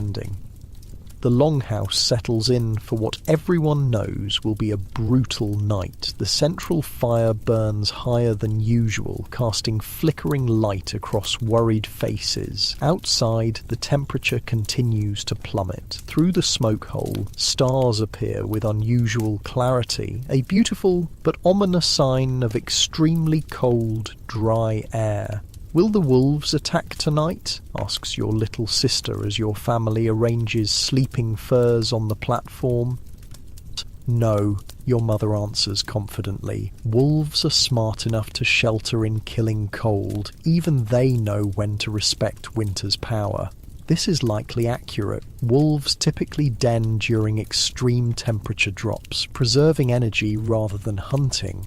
Nature enforces truces between predators and prey when survival demands it. As full darkness falls, your grandmother begins another tradition specifically for extreme cold nights, the warmth tale. This is a special category of story designed to create psychological warmth through imagery and memory. Modern science would eventually confirm that visualizing warmth can actually affect perceived temperature and comfort. "Remember the summer solstice fires," she begins, her voice carrying through the longhouse, the flames leaping higher than three men standing on each other's shoulders. "Remember the heat on your faces, so intense you had to step back. Remember the sweat on your skin, the warm earth beneath bare feet." Everyone listens, eyes closed, conjuring these sensory memories. The technique works. You can almost feel phantom warmth from the remembered midsummer celebration. "Remember the bathing in the lake after harvest," she continues, "the water still holding summer's heat, the sun baking the rocks where we laid our clothes, the steam rising from wet hair in the afternoon light." The imagery grows more vivid with each description. This isn't merely distraction, but a sophisticated psychological technique for enduring physical hardship. The mind is enlisted as an ally against the cold. As the night deepens, the watch rotation begins. When your turn comes in the pre-dawn hours, you bundle in extra layers and take your position near the fire. Your job is simple but crucial. Maintain the flames at the prescribed height, neither too high, wasting precious fuel, nor too low, risking dangerous cooling. The longhouse at night is a landscape of shadows and soft sounds. Breathing, snoring, the occasional cough or murmur. The livestock shift in their makeshift pens. The fire pops and hisses. Beyond the walls, the killing cold holds the world in its grip. Your watch partner is Eric, the young man who nearly fell to the wolves earlier. He's still shaken by the experience, and Night Watch gives you a chance to speak privately. "I froze," he admits quietly, staring into the flames. "When I saw them coming, I couldn't move for a moment. If Gunnar hadn't shouted, I'd be dead. But you didn't run the wrong way," you point out. "You didn't panic. You survived." Eric considers this. "I suppose that's what matters in the end? Not how brave you looked, but whether you lived to see morning?" This pragmatic philosophy underlies much of Viking culture. Survival isn't about performing heroism, it's about making it through to the next challenge. Glory comes second to practicality. As you tend the fire together, Eric shares what he saw of the wolf pack up close. "Their ribs were showing through their fur," he describes, eyes sunken. "They're starving, truly desperate. That makes them more dangerous than any well-fed wolf."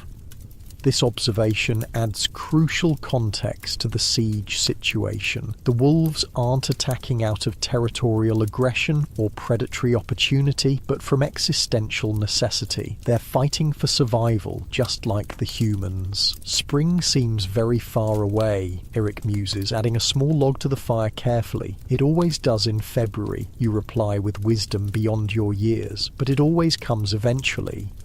This cycle of despair and hope characterizes the Viking winter experience. The psychological journey mirrors the seasonal one. darkness giving way to light, cold yielding to warmth, scarcity replaced by abundance. The certainty of this cycle provides the emotional foundation for enduring its hardest phases. A sound outside breaks the quiet contemplation, a distinct howl, but with an unusual tone. Eric tenses. "That's not right," he whispers. "Something's happening with the pack."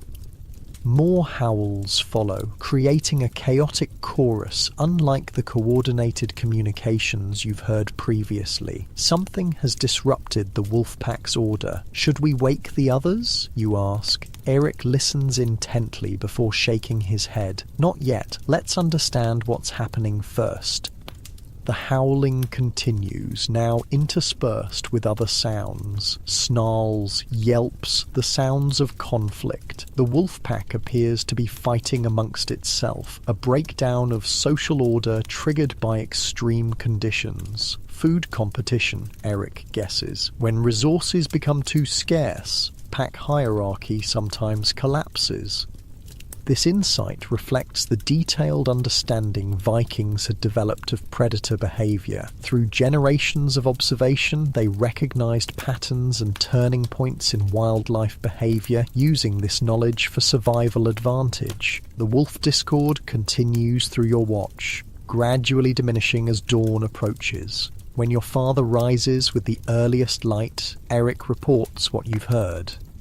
"Good," your father says simply. "Division makes them weaker. Today might bring opportunity. The killing cold has passed its peak, though the temperature remains dangerously low. Through the smoke hole, the morning reveals a world transformed. Every surface covered in frost crystals that sparkle in the rising sun. The beauty belies the deadly conditions."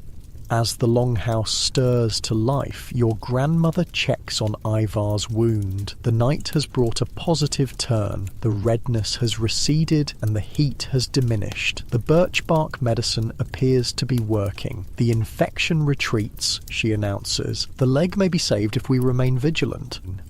This small victory boosts communal morale. In winter siege conditions, each positive development takes on magnified importance. The psychological balance between hope and despair can tip on such seemingly minor details. The morning meal is served, again at reduced rations, but prepared with care to maximize both nutrition and satisfaction. Food isn't just fuel, it's comfort, connection, and continuity. Even in crisis, meals remain a centering ritual. As you eat, the watch calls down exciting news. Smoke on the horizon, many fires moving this way. Your father confirms the sighting. The village relief party. They'll reach us by midday if they maintain pace. The end of the siege is approaching. Help is coming. The immediate crisis will soon resolve, but winter itself remains, and winter is the longest siege of all. The village relief party appears first as dark shapes against the snow, then resolves into a formation of 20 warriors moving in tight formation. They travel on skis, gliding across the deep snow with practiced efficiency. Each carries weapons and supplies. At the center of their formation, they pull 2 cargo sleds loaded with provisions. 23 fighters, counts your father, surveying through the smoke hole, and Bjorn is with them. A murmur of relief ripples through the longhouse. Your brother made it safely to the village and has returned with the rescue party. The sight of the approaching force lifts a weight that's been pressing on the community for days. "The wolves?" asks your mother, joining your father at the observation point. "No sign yet, but they're watching." Your father gestures toward the forest edge. "They'll know they're outnumbered now." The approaching rescue creates a flurry of activity inside the longhouse. The door area is cleared. Weapons are readied, not for immediate threat, but as precaution. Your grandmother prepares medicinal tea for the new arrivals, who will be cold and tired from their journey.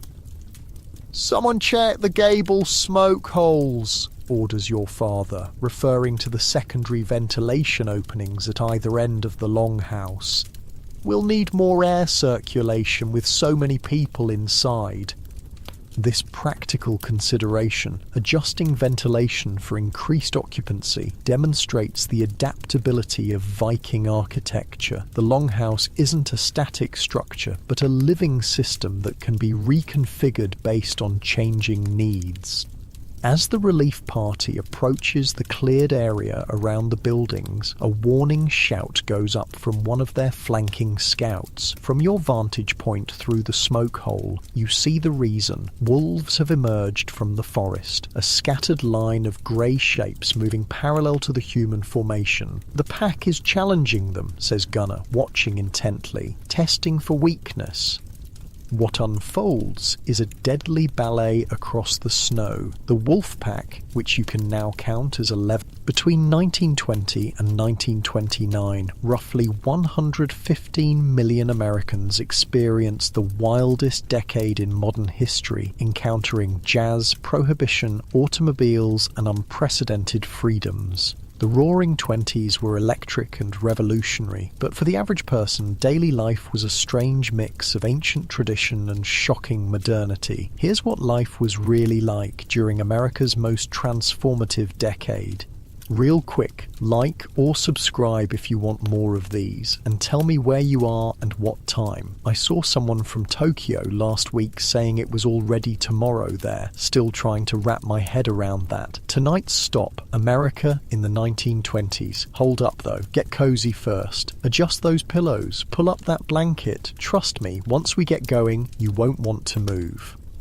Your eyes open to a New York tenement apartment, 1921. First thing that hits you is the noise. Voices through paper-thin walls, water pipes clanging, a baby crying somewhere down the hall. You're on a metal-framed bed with a lumpy cotton mattress that smells faintly of mildew and sweat. Unlike your cozy bed now, this one's shared with your brother, who's already up and washing at the small basin balanced on a wooden chair. "Hey, sleepyhead," he says, splashing his face. "Factory whistle's gonna blow in 40 minutes. The room is tiny, maybe 10 feet square, with 2 beds crammed against opposite walls. A single window faces a brick wall across an air shaft so narrow you could touch the next building if you reached out. That window's your primary source of ventilation, which means in summer you choose between privacy or suffocating heat. In winter, like now, icy drafts slip through the loose frame, making the thin blankets almost useless. You know that feeling when your alarm goes off, but your bed's so warm you can't bear to leave it? Multiply that by 1,000. It's January in New York, and the only heat comes from a coal stove in the main room that your mother's already firing up. You can hear her coughing from the coal dust. The apartment has 4 rooms total. This bedroom you share with your brother, another tiny bedroom where your parents and 2 sisters sleep, the main room that serves as kitchen and living area, and a small water closet with a toilet. That's luxury, actually. Indoor plumbing? Some tenements still have outhouses in the back courtyard, but your toilet's just a toilet. No bathtub, no shower. For that, it's the public bathhouse once a week, maybe. "Ma's making coffee," your brother says, toweling off. "Actual coffee today, not that chicory stuff." Speaking of survival, that's the first thought that hits your brain every morning in 1921. How do we make it through today? The alarm clock beside your bed cost nearly a week's wages. But it's essential. Miss your shift at the garment factory and someone takes your spot before lunch. There's always a hungry line of immigrants waiting for work. I spent way too long researching tenement housing layouts for this. Did you know some didn't even have windows except in the front room? Actual death traps where people lived for decades. Your stomach growls as you swing your legs over the side of the bed. The wooden floor is ice cold against your bare feet. In your modern bed right now, you might have a carpet beside you, warm socks, maybe slippers waiting. Here it's bare boards and the shock of cold that finishes waking you up. Ma traded Mrs. Goldstein some darning for an extra loaf, your brother says, pulling on a patched shirt. So there's actual toast. Food. Always food, the constant calculation of calories versus cost. Your factory job pays $12 a week for 60 hours of work. Rent for this 4-room tenement apartment is $30 a month. Do the math and weep. Every penny goes to a complex equation of survival.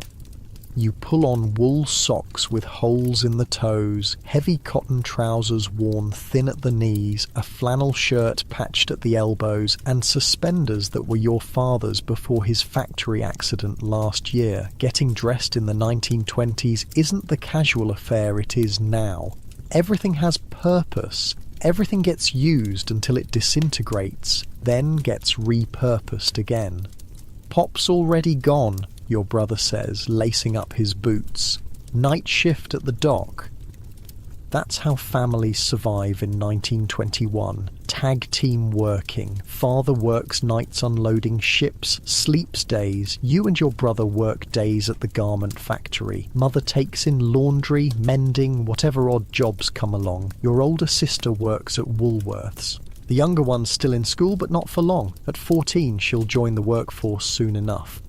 The landlord's like, $5 or you're out, and you're thinking, $5? That's half my weekly pay, because eviction is a constant threat hanging over every family. No tenant protections, no lease agreements for most, just weekly envelopes of cash and the landlord's mood determining your housing security.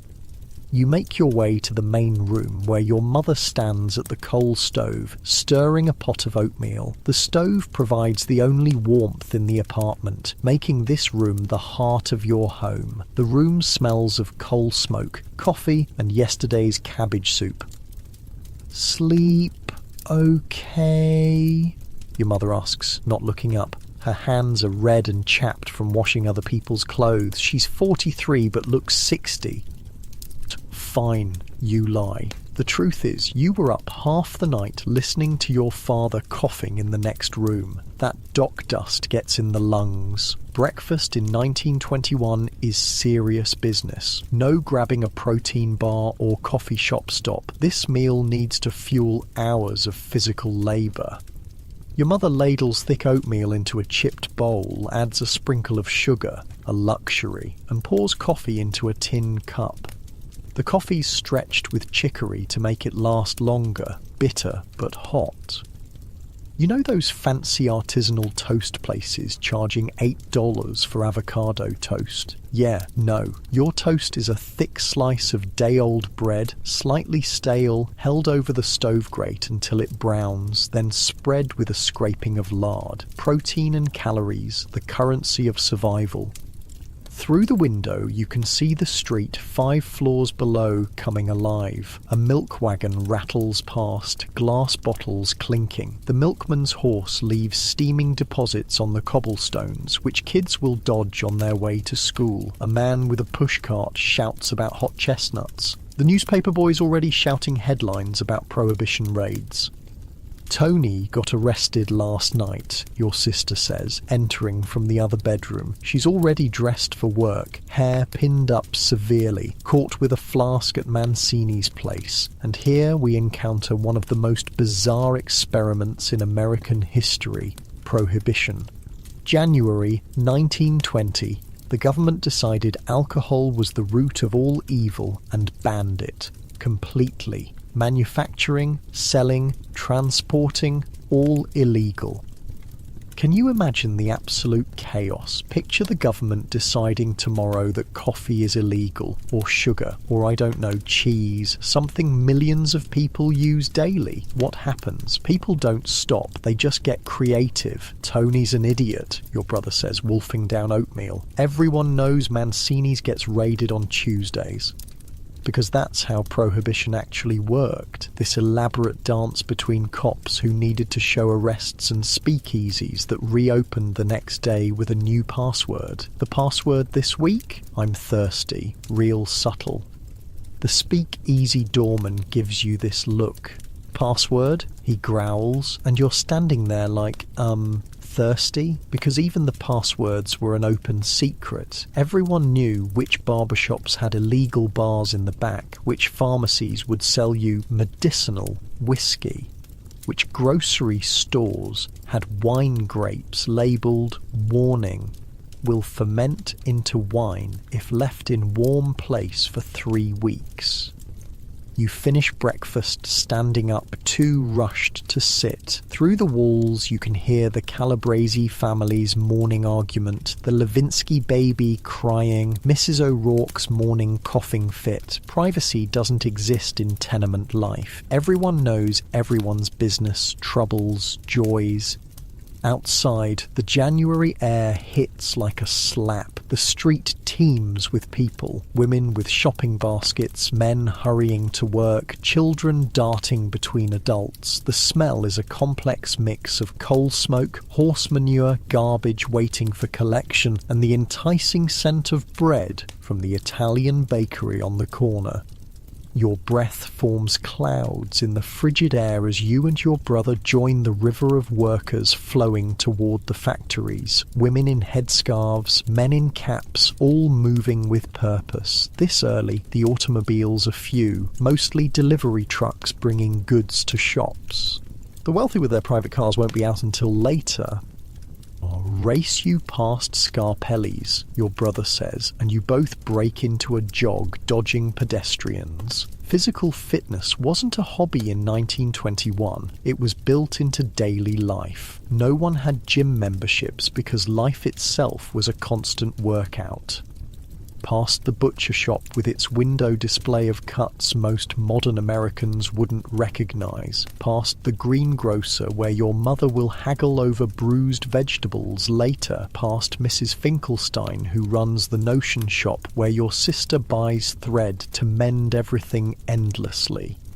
The garment factory looms ahead, 6 stories of brick with windows that barely open in summer, creating an inferno where you and 500 others work. In winter, like now, those same windows let in drafts that make your fingers so numb you can barely operate the sewing machine. You ever had that moment where you're one paycheck from disaster? That was Tuesday for most people. No safety net existed, no unemployment insurance, no workers' compensation, no social security. Your boss basically says, work faster or someone else will, because there's always someone hungrier waiting for your job. Waiting at the factory entrance is Mr. Perkins, the floor manager, checking his pocket watch. 2 minutes to whistle, he says, nodding as you pass. Being late means docked pay or worse. Inside, the factory floor stretches vast and already humming. Rows of sewing machines, pressing stations, cutting tables. The air's thick with fabric dust, steam and the smell of machine oil. Your lungs will feel it by day's end. The workers are a United Nations assembly. Italian, Jewish, Irish, Polish, Greek, first and second generation immigrants building America stitch by stitch. English mixes with a dozen other languages in a constant babble beneath the machine noise. You take your station at the sewing machine as the starting whistle blasts. For the next 12 hours you'll feed fabric through the machine, creating men's shirts sold in fancy department stores for more money than you make in days. Your back will ache, your eyes will strain, your hands will cramp. The woman beside you, Mrs. Levin, nods hello. She's 60 if she's a day, fingers permanently curved from decades at the machine. My Sadie's engaged, she tells you during a brief lull, to a dentist. The pride in her voice tells the whole immigrant story. First generation suffers, so the second can rise. Lunch break comes after 6 hours, 20 minutes to wolf down the sandwich your mother packed, bread, a slice of bologna, a pickle if you're lucky. Workers sprawl on crates or lean against walls, too tired to even leave the building. I mean, imagine working without any of the protections we take for granted. No breaks required by law, no safety standards, the fire escape doors often locked to prevent theft. After the Triangle Shirtwaist Factory fire in 1911 killed 146 workers, some improvements came, but not nearly enough. The afternoon drags, fingers flying on autopilot while minds wander. You've made 63 shirt collars so far. Quota is 100 by day's end. Fall short 3 days running and there's someone to take your place. By 4 o'clock, winter darkness already falls. The gas lights flicker on, making precision work even harder. Outside the grimy windows, snow begins to fall, adding another worry. Bad weather means streetcar delays, icy sidewalks, wet feet leading to colds you can't afford. The cop on the corner looks at your flask and goes, "I didn't see nothing," because even they knew prohibition was a joke. The police had an impossible job enforcing a law nobody wanted, leading to the first modern era of widespread corruption. Badge by day, speakeasy customer by night. Quitting whistle finally blasts at 7. Your back screams as you straighten, fingers stiff claws that slowly uncurl. Around you, hundreds of workers sigh collectively, gather belongings, bundle up for the cold journey home. Payday tomorrow, your brother says, as you push through the crowd towards the exit. Those magic words that make it all worthwhile, or at least bearable.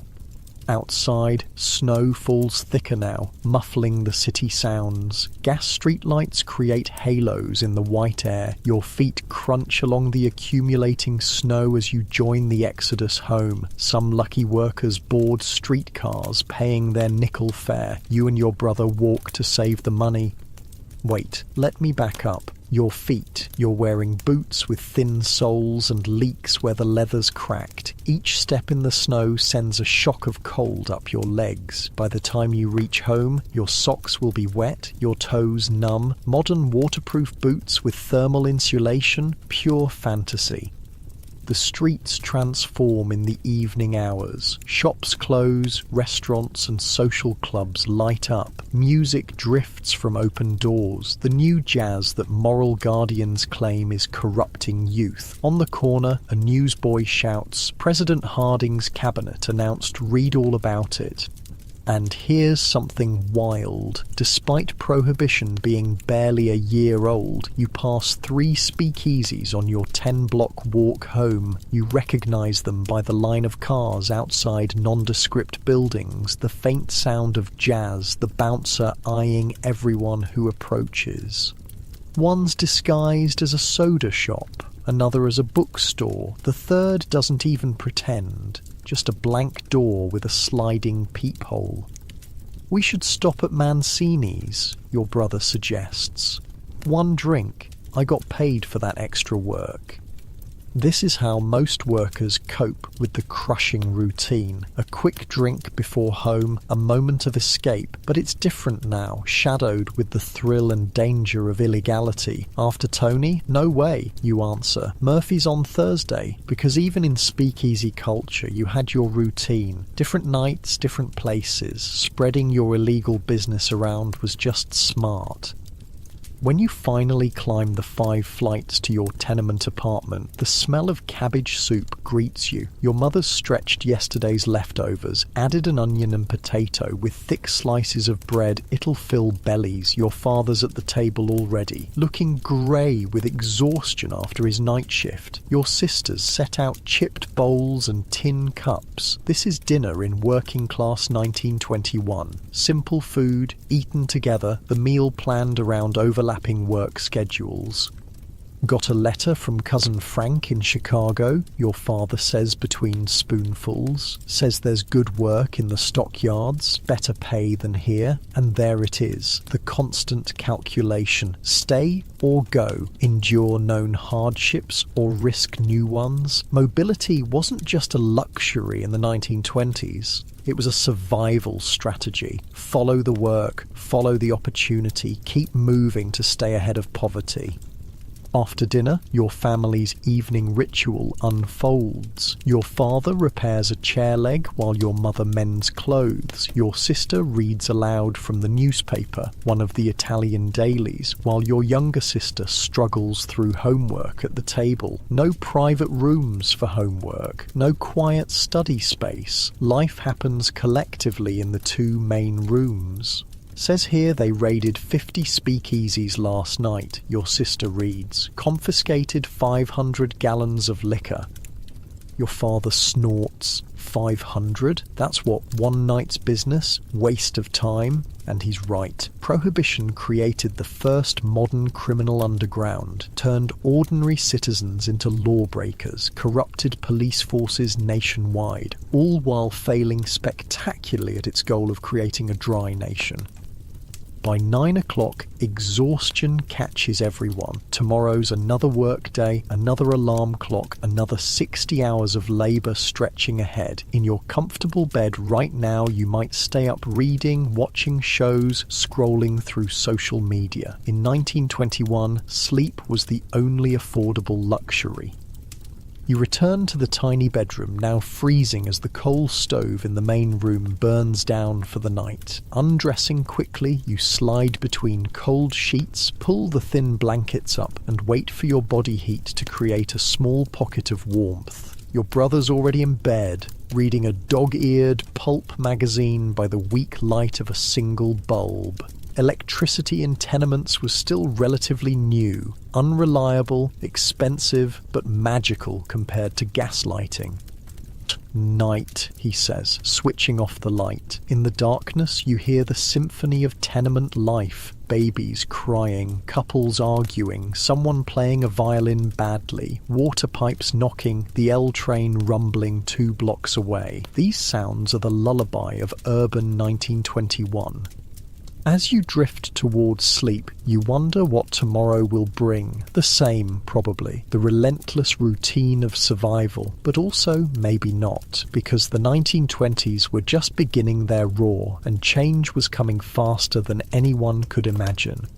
Through the window, snow continues to fall on a New York transformed from just a decade ago. Horse-drawn wagons share streets with automobiles now. Telephones connect businesses. Movies flicker silently in palatial theatres. Women's hemlines creep scandalously upward.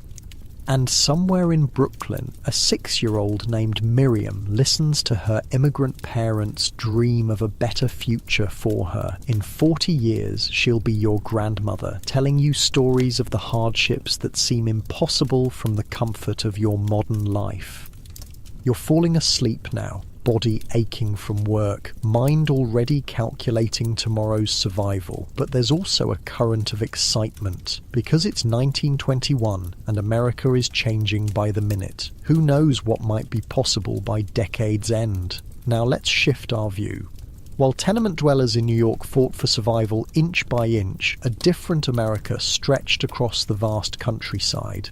It's 1923 now, and we're waking up on a farm in Iowa, about 100 miles west of Des Moines. The first thing you notice is the silence. No neighbours arguing through thin walls, no streetcars clanging, no factory whistles. Just the distant crow of a rooster and the soft lowing of cows needing to be milked. You're in a wooden farmhouse that your grandfather built with his own hands after claiming this land under the Homestead Act decades ago.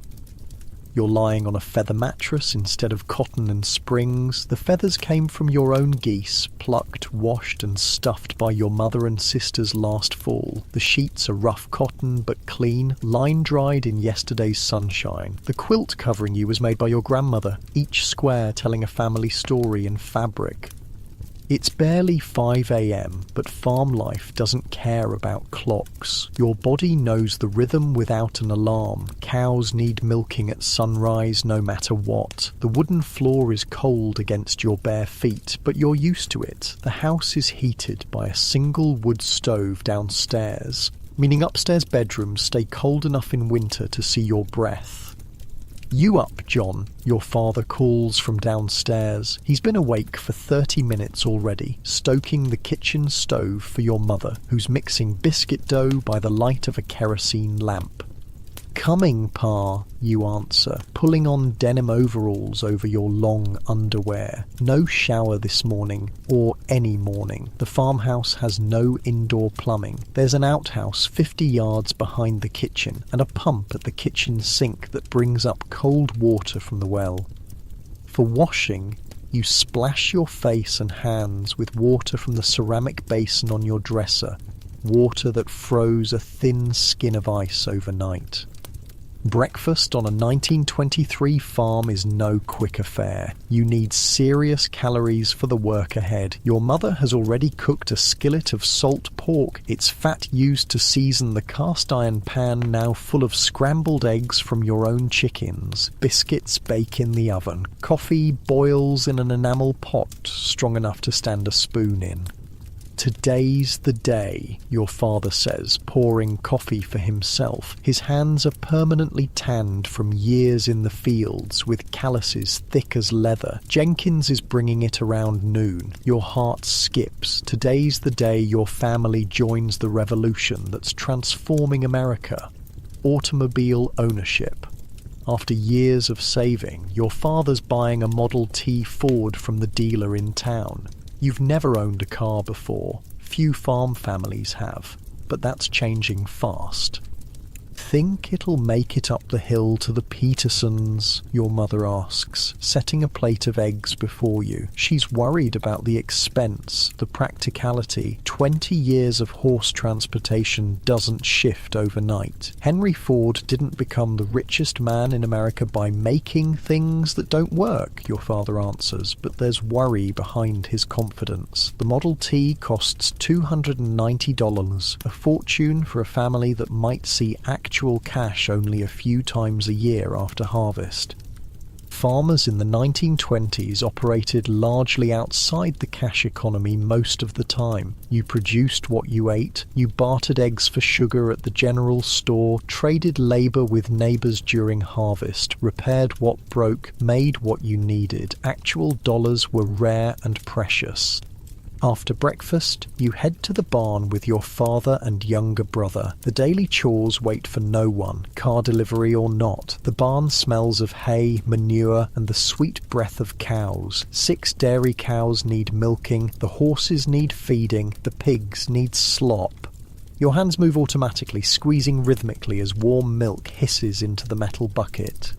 "Pa, can I drive it first?" your brother asks, fork deep in soiled straw. Your father laughs. "Nobody's driving but me till I figure it out. That thing cost more than the South Field. I spent hours researching early car ownership, and the learning curve was brutal. No driver's education, no licensing requirements in most rural areas. Just a complicated machine, some basic instructions, and a lot of trial and error. The manual for a 1923 Model T included helpful tips like: to stop the car, first pull the gas lever back to neutral, then apply the brake. Do not become frightened and jump out. The morning passes in the rhythm of chores as old as farming itself. Milk the cows, separate cream, feed livestock, gather eggs, repair fences, check crops. The work of survival never ends, but there's a strange comfort in its predictability.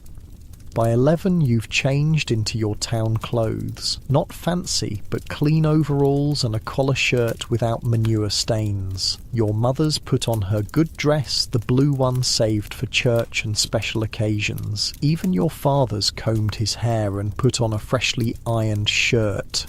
"Hear that?" your brother says, running in from the porch. "It's coming!" And then you hear it, the unmistakable put-put-put of a Model T engine labouring up the dirt road to your farm, the sound of the modern world arriving at your door. Your whole family spills onto the porch, watching as a shiny black automobile bounces over the ruts of your lane. Mr. Jenkins from the dealership grins behind the wheel, dust coating him from the 12-mile drive from town.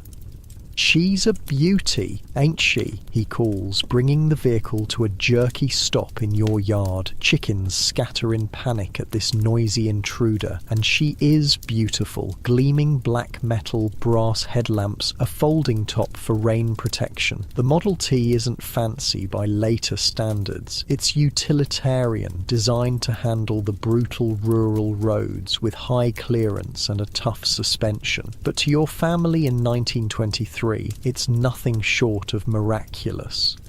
Can drive her Anywhere, Mr. Jenkins says, patting the hood like a favourite horse. 15 horsepower, 20 miles per hour on good roads. 20 miles per hour, the math transforms your world instantly. The trip to town, 12 miles that takes half a day by horse and wagon, suddenly shrinks to maybe 40 minutes.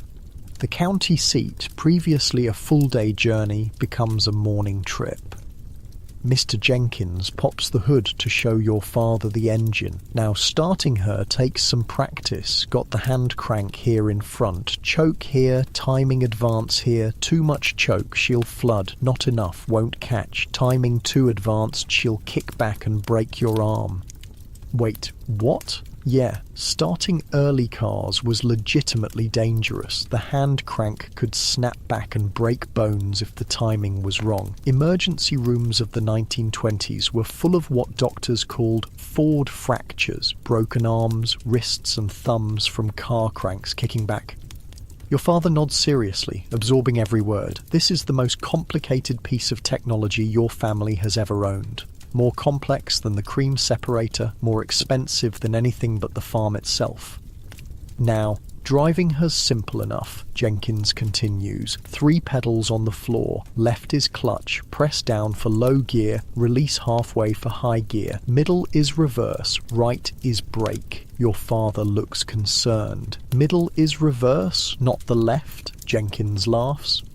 Ford's got his own way of doing things, different from other makers. You'll get used to it. And that was actually true. Early cars had zero standardization. Pedal arrangements, shifting patterns, even which side of the road to drive on wasn't fully settled in all states yet. Learning to drive one car didn't necessarily prepare you for another. After more instructions, Jenkins has your father sit behind the wheel. Turn the key, set the gas lever here, set the spark advance here, now come around front and give her a crank. Your father follows directions, moves to the front, grips the crank and gives it a mighty swing. Nothing happens. Another swing. Nothing. Bit more choke, Jenkins suggests. Third try, the engine catches with a roar and a belch of smoke that sends your mother's chickens running for their lives. Your father rushes back to the driver's seat, where Jenkins walks him through the pedals again. Ready for a spin? Jenkins asks. Your father nods, face set in concentration. The car lurches forward with a jerk, stalls, starts again, jerks forward, picks up speed. Your father's face transforms from worry to wonder as the automobile begins moving smoothly around the farmyard. Want to take her on the road? Jenkins calls above the engine noise. Your father nods, and the Model T bounces down the lane toward the country road, your father gripping the wheel like it might fly away. You and your brother chase after on foot, whooping with excitement. From your porch, the car disappears around the bend, but you can hear the engine echoing across the cornfields. 10 minutes later, it reappears, your father now smiling broadly behind the wheel. The future has arrived at your farm and nothing will ever be the same. After Jenkins leaves, driven home by your father, who'll return with the car alone, his first solo drive, the family crowds around the Model T like it's a spacecraft. Your mother touches the leather seat cautiously. Imagine getting to town in under an hour, she says softly, and you can see her calculating all the ways this changes her life. The isolation of farm women was profound before cars. Visits to town might happen once a month at most, church on Sundays if weather permitted. Otherwise, the farm was your world. I can drive to the Peterson place in minutes, your father says, already planning. Borrow that new seed drill without losing a whole day to travel. Your brother crawls underneath, examining the axles and suspension. How fast do you think it really goes, Pa? We'll find out tomorrow, your father promises. First, I need to figure out how to drive the darn thing properly. And figure it out he does, though not without incident. That first month of car ownership brings new vocabulary into your family's life. Words like carburetor, distributor, and flat tire become regular topics at the dinner table. There's the memorable afternoon your father drives into the yard too fast and sideswipes the water trough, denting the fender. There's the Sunday your whole family dresses for church, piles into the car, and makes it exactly 2 miles before a tyre blows out. Your father changes it in his good suit, sweating and swearing under his breath while your mother pretends not to hear. The new car dealer looks at the flat tyre and goes, "Yup, that'll be $4. And your father's thinking, $4? That's 3 days' wages for a farmhand, because the ongoing costs of car ownership shocked many first-time buyers. It wasn't just the purchase price, it was tyres, gasoline, oil, repairs. A whole new category of expenses for families who previously fed their transportation with hay they grew themselves. But there are glorious moments too. The first time your family drives to town for supplies and makes the round trip in a single morning instead of a full day. The Sunday you drive 20 miles to visit cousins you previously saw only at Christmas because of the travel difficulty. The night your mother goes into town for a women's club meeting and comes home after dark, something impossible in the horse and buggy days. The car changes everything. Suddenly your map expands. The farm is no longer an island in a sea of distance. Town becomes an easy destination, not a journey requiring planning. Neighbours 5 miles away become people you can visit on a whim. By summer, your father has mastered the Model T completely. You and your brother have learned to drive too, at least enough to move it around the farmyard or drive the short distance to the main road. Your mother still refuses to try, claiming she has no head for machinery, but you've seen her eyeing the wheel when she thinks no one's looking. The car enables new freedoms, but it also leads to new family negotiations. Who gets the car, when, and for what purpose? Your sister wants to drive to town for a motion picture show. Your brother wants to take it fishing at the creek. Your father needs it for farm business. The single vehicle becomes a shared resource requiring complex family diplomacy.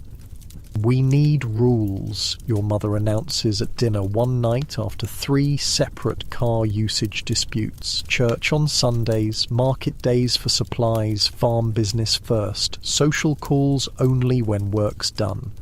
Farm business included things modern folks might not consider, like getting a sick animal to the vet, hauling cream to the dairy station before it's spoiled, or bringing home a new breeding animal. One farmer's diary I found mentioned driving 80 miles round trip to purchase a particular bull for his dairy herd, a journey that would have taken days before cars. The greatest transformation comes in autumn. Harvest time, always the most critical and stressful season, changes with automobile ownership. Parts break on the threshing machine. Your father drives to town and returns with replacements in 2 hours instead of losing a whole day. Need extra hands for harvesting. He drives to town and brings back day labourers. A bumper crop ready for market? Multiple trips become possible in a single day. The car also connects your family to the wider changes sweeping America. Driving to the county seat, you see more automobiles each visit. The dirt roads, designed for horses and wagons, are being graded more frequently to accommodate car traffic. There's talk of paving some major routes. Your father returns from town one day with news. They're putting in a filling station on Main Street. No more buying gasoline in cans from the general store. Gas stations, car dealerships, repair shops, whole new categories of business spring up to serve the automobile culture. Roads improve, bridges strengthen, the landscape itself transforms to accommodate this revolution on wheels. By Christmas 1923, your family's Model T seems as essential as the plough or the stove. When snow blankets the farm and your father puts the car up on blocks in the barn for the winter, early cars weren't great in snow and many rural families simply didn't use them during winter months. There's a sense of loss, of returning to an isolation you'd briefly escaped. The car sits idle through the deep winter months, but plans form around it. Your father pores over maps, plotting spring journeys previously unimaginable. Your mother talks of visiting her sister in the next county, a trip previously requiring overnight stays. Your older sister, home from normal school for the holidays, speaks of perhaps living in town and driving home weekends once she starts teaching. Mobility breeds possibility. The car shrinks distance and expands horizons simultaneously. For your family and millions like you, the automobile isn't just a convenience. It's freedom in steel and rubber form. On Christmas Eve, sitting by lamplight, rural electrification is still years away for most farms. Your grandfather tells tales of his youth, crossing half the country by covered wagon, establishing the homestead, the isolation of those early years.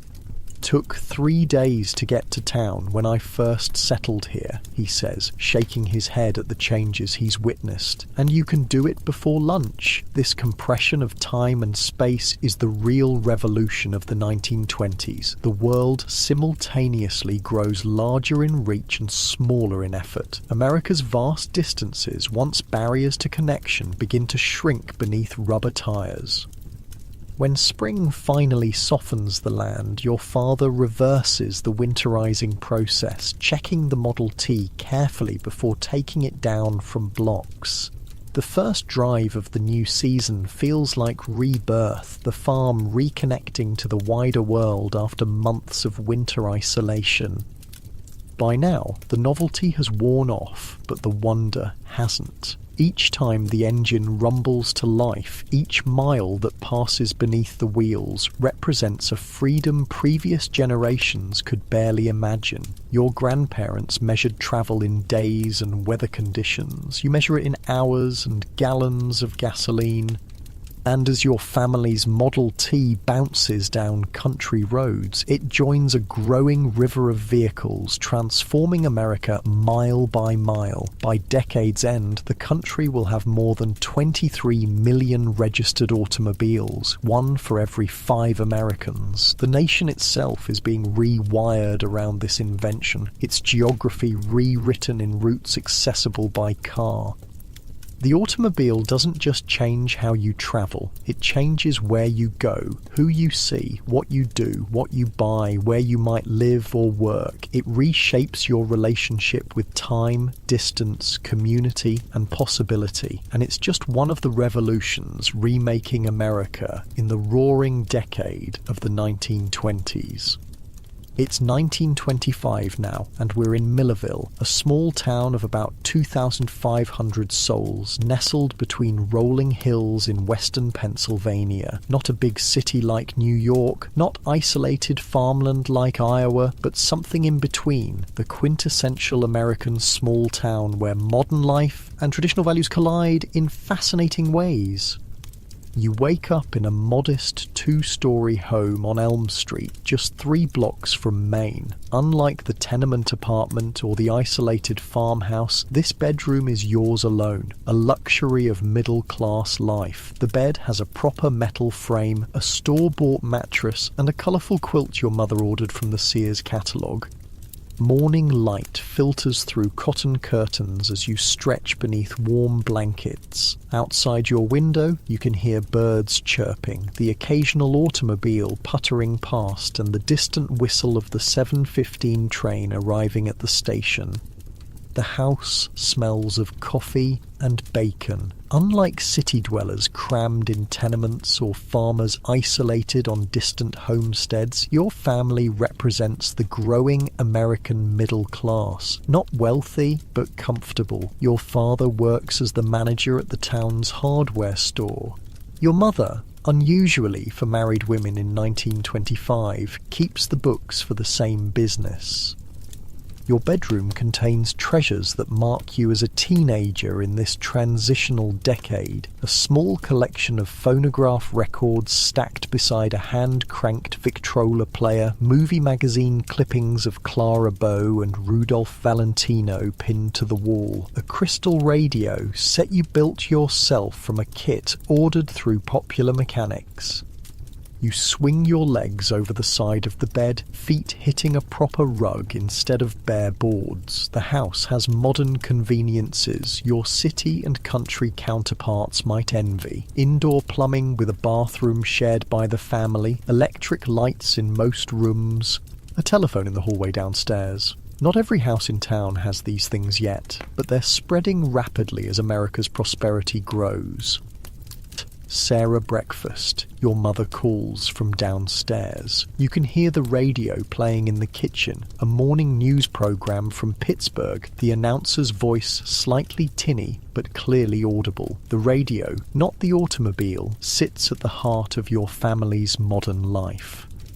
I spent way too long researching early radio models for this. Did you know the first commercial radio station, KDKA in Pittsburgh, only started broadcasting in 1920? By 1925, America had over 500 stations, and radio was transforming from novelty to necessity.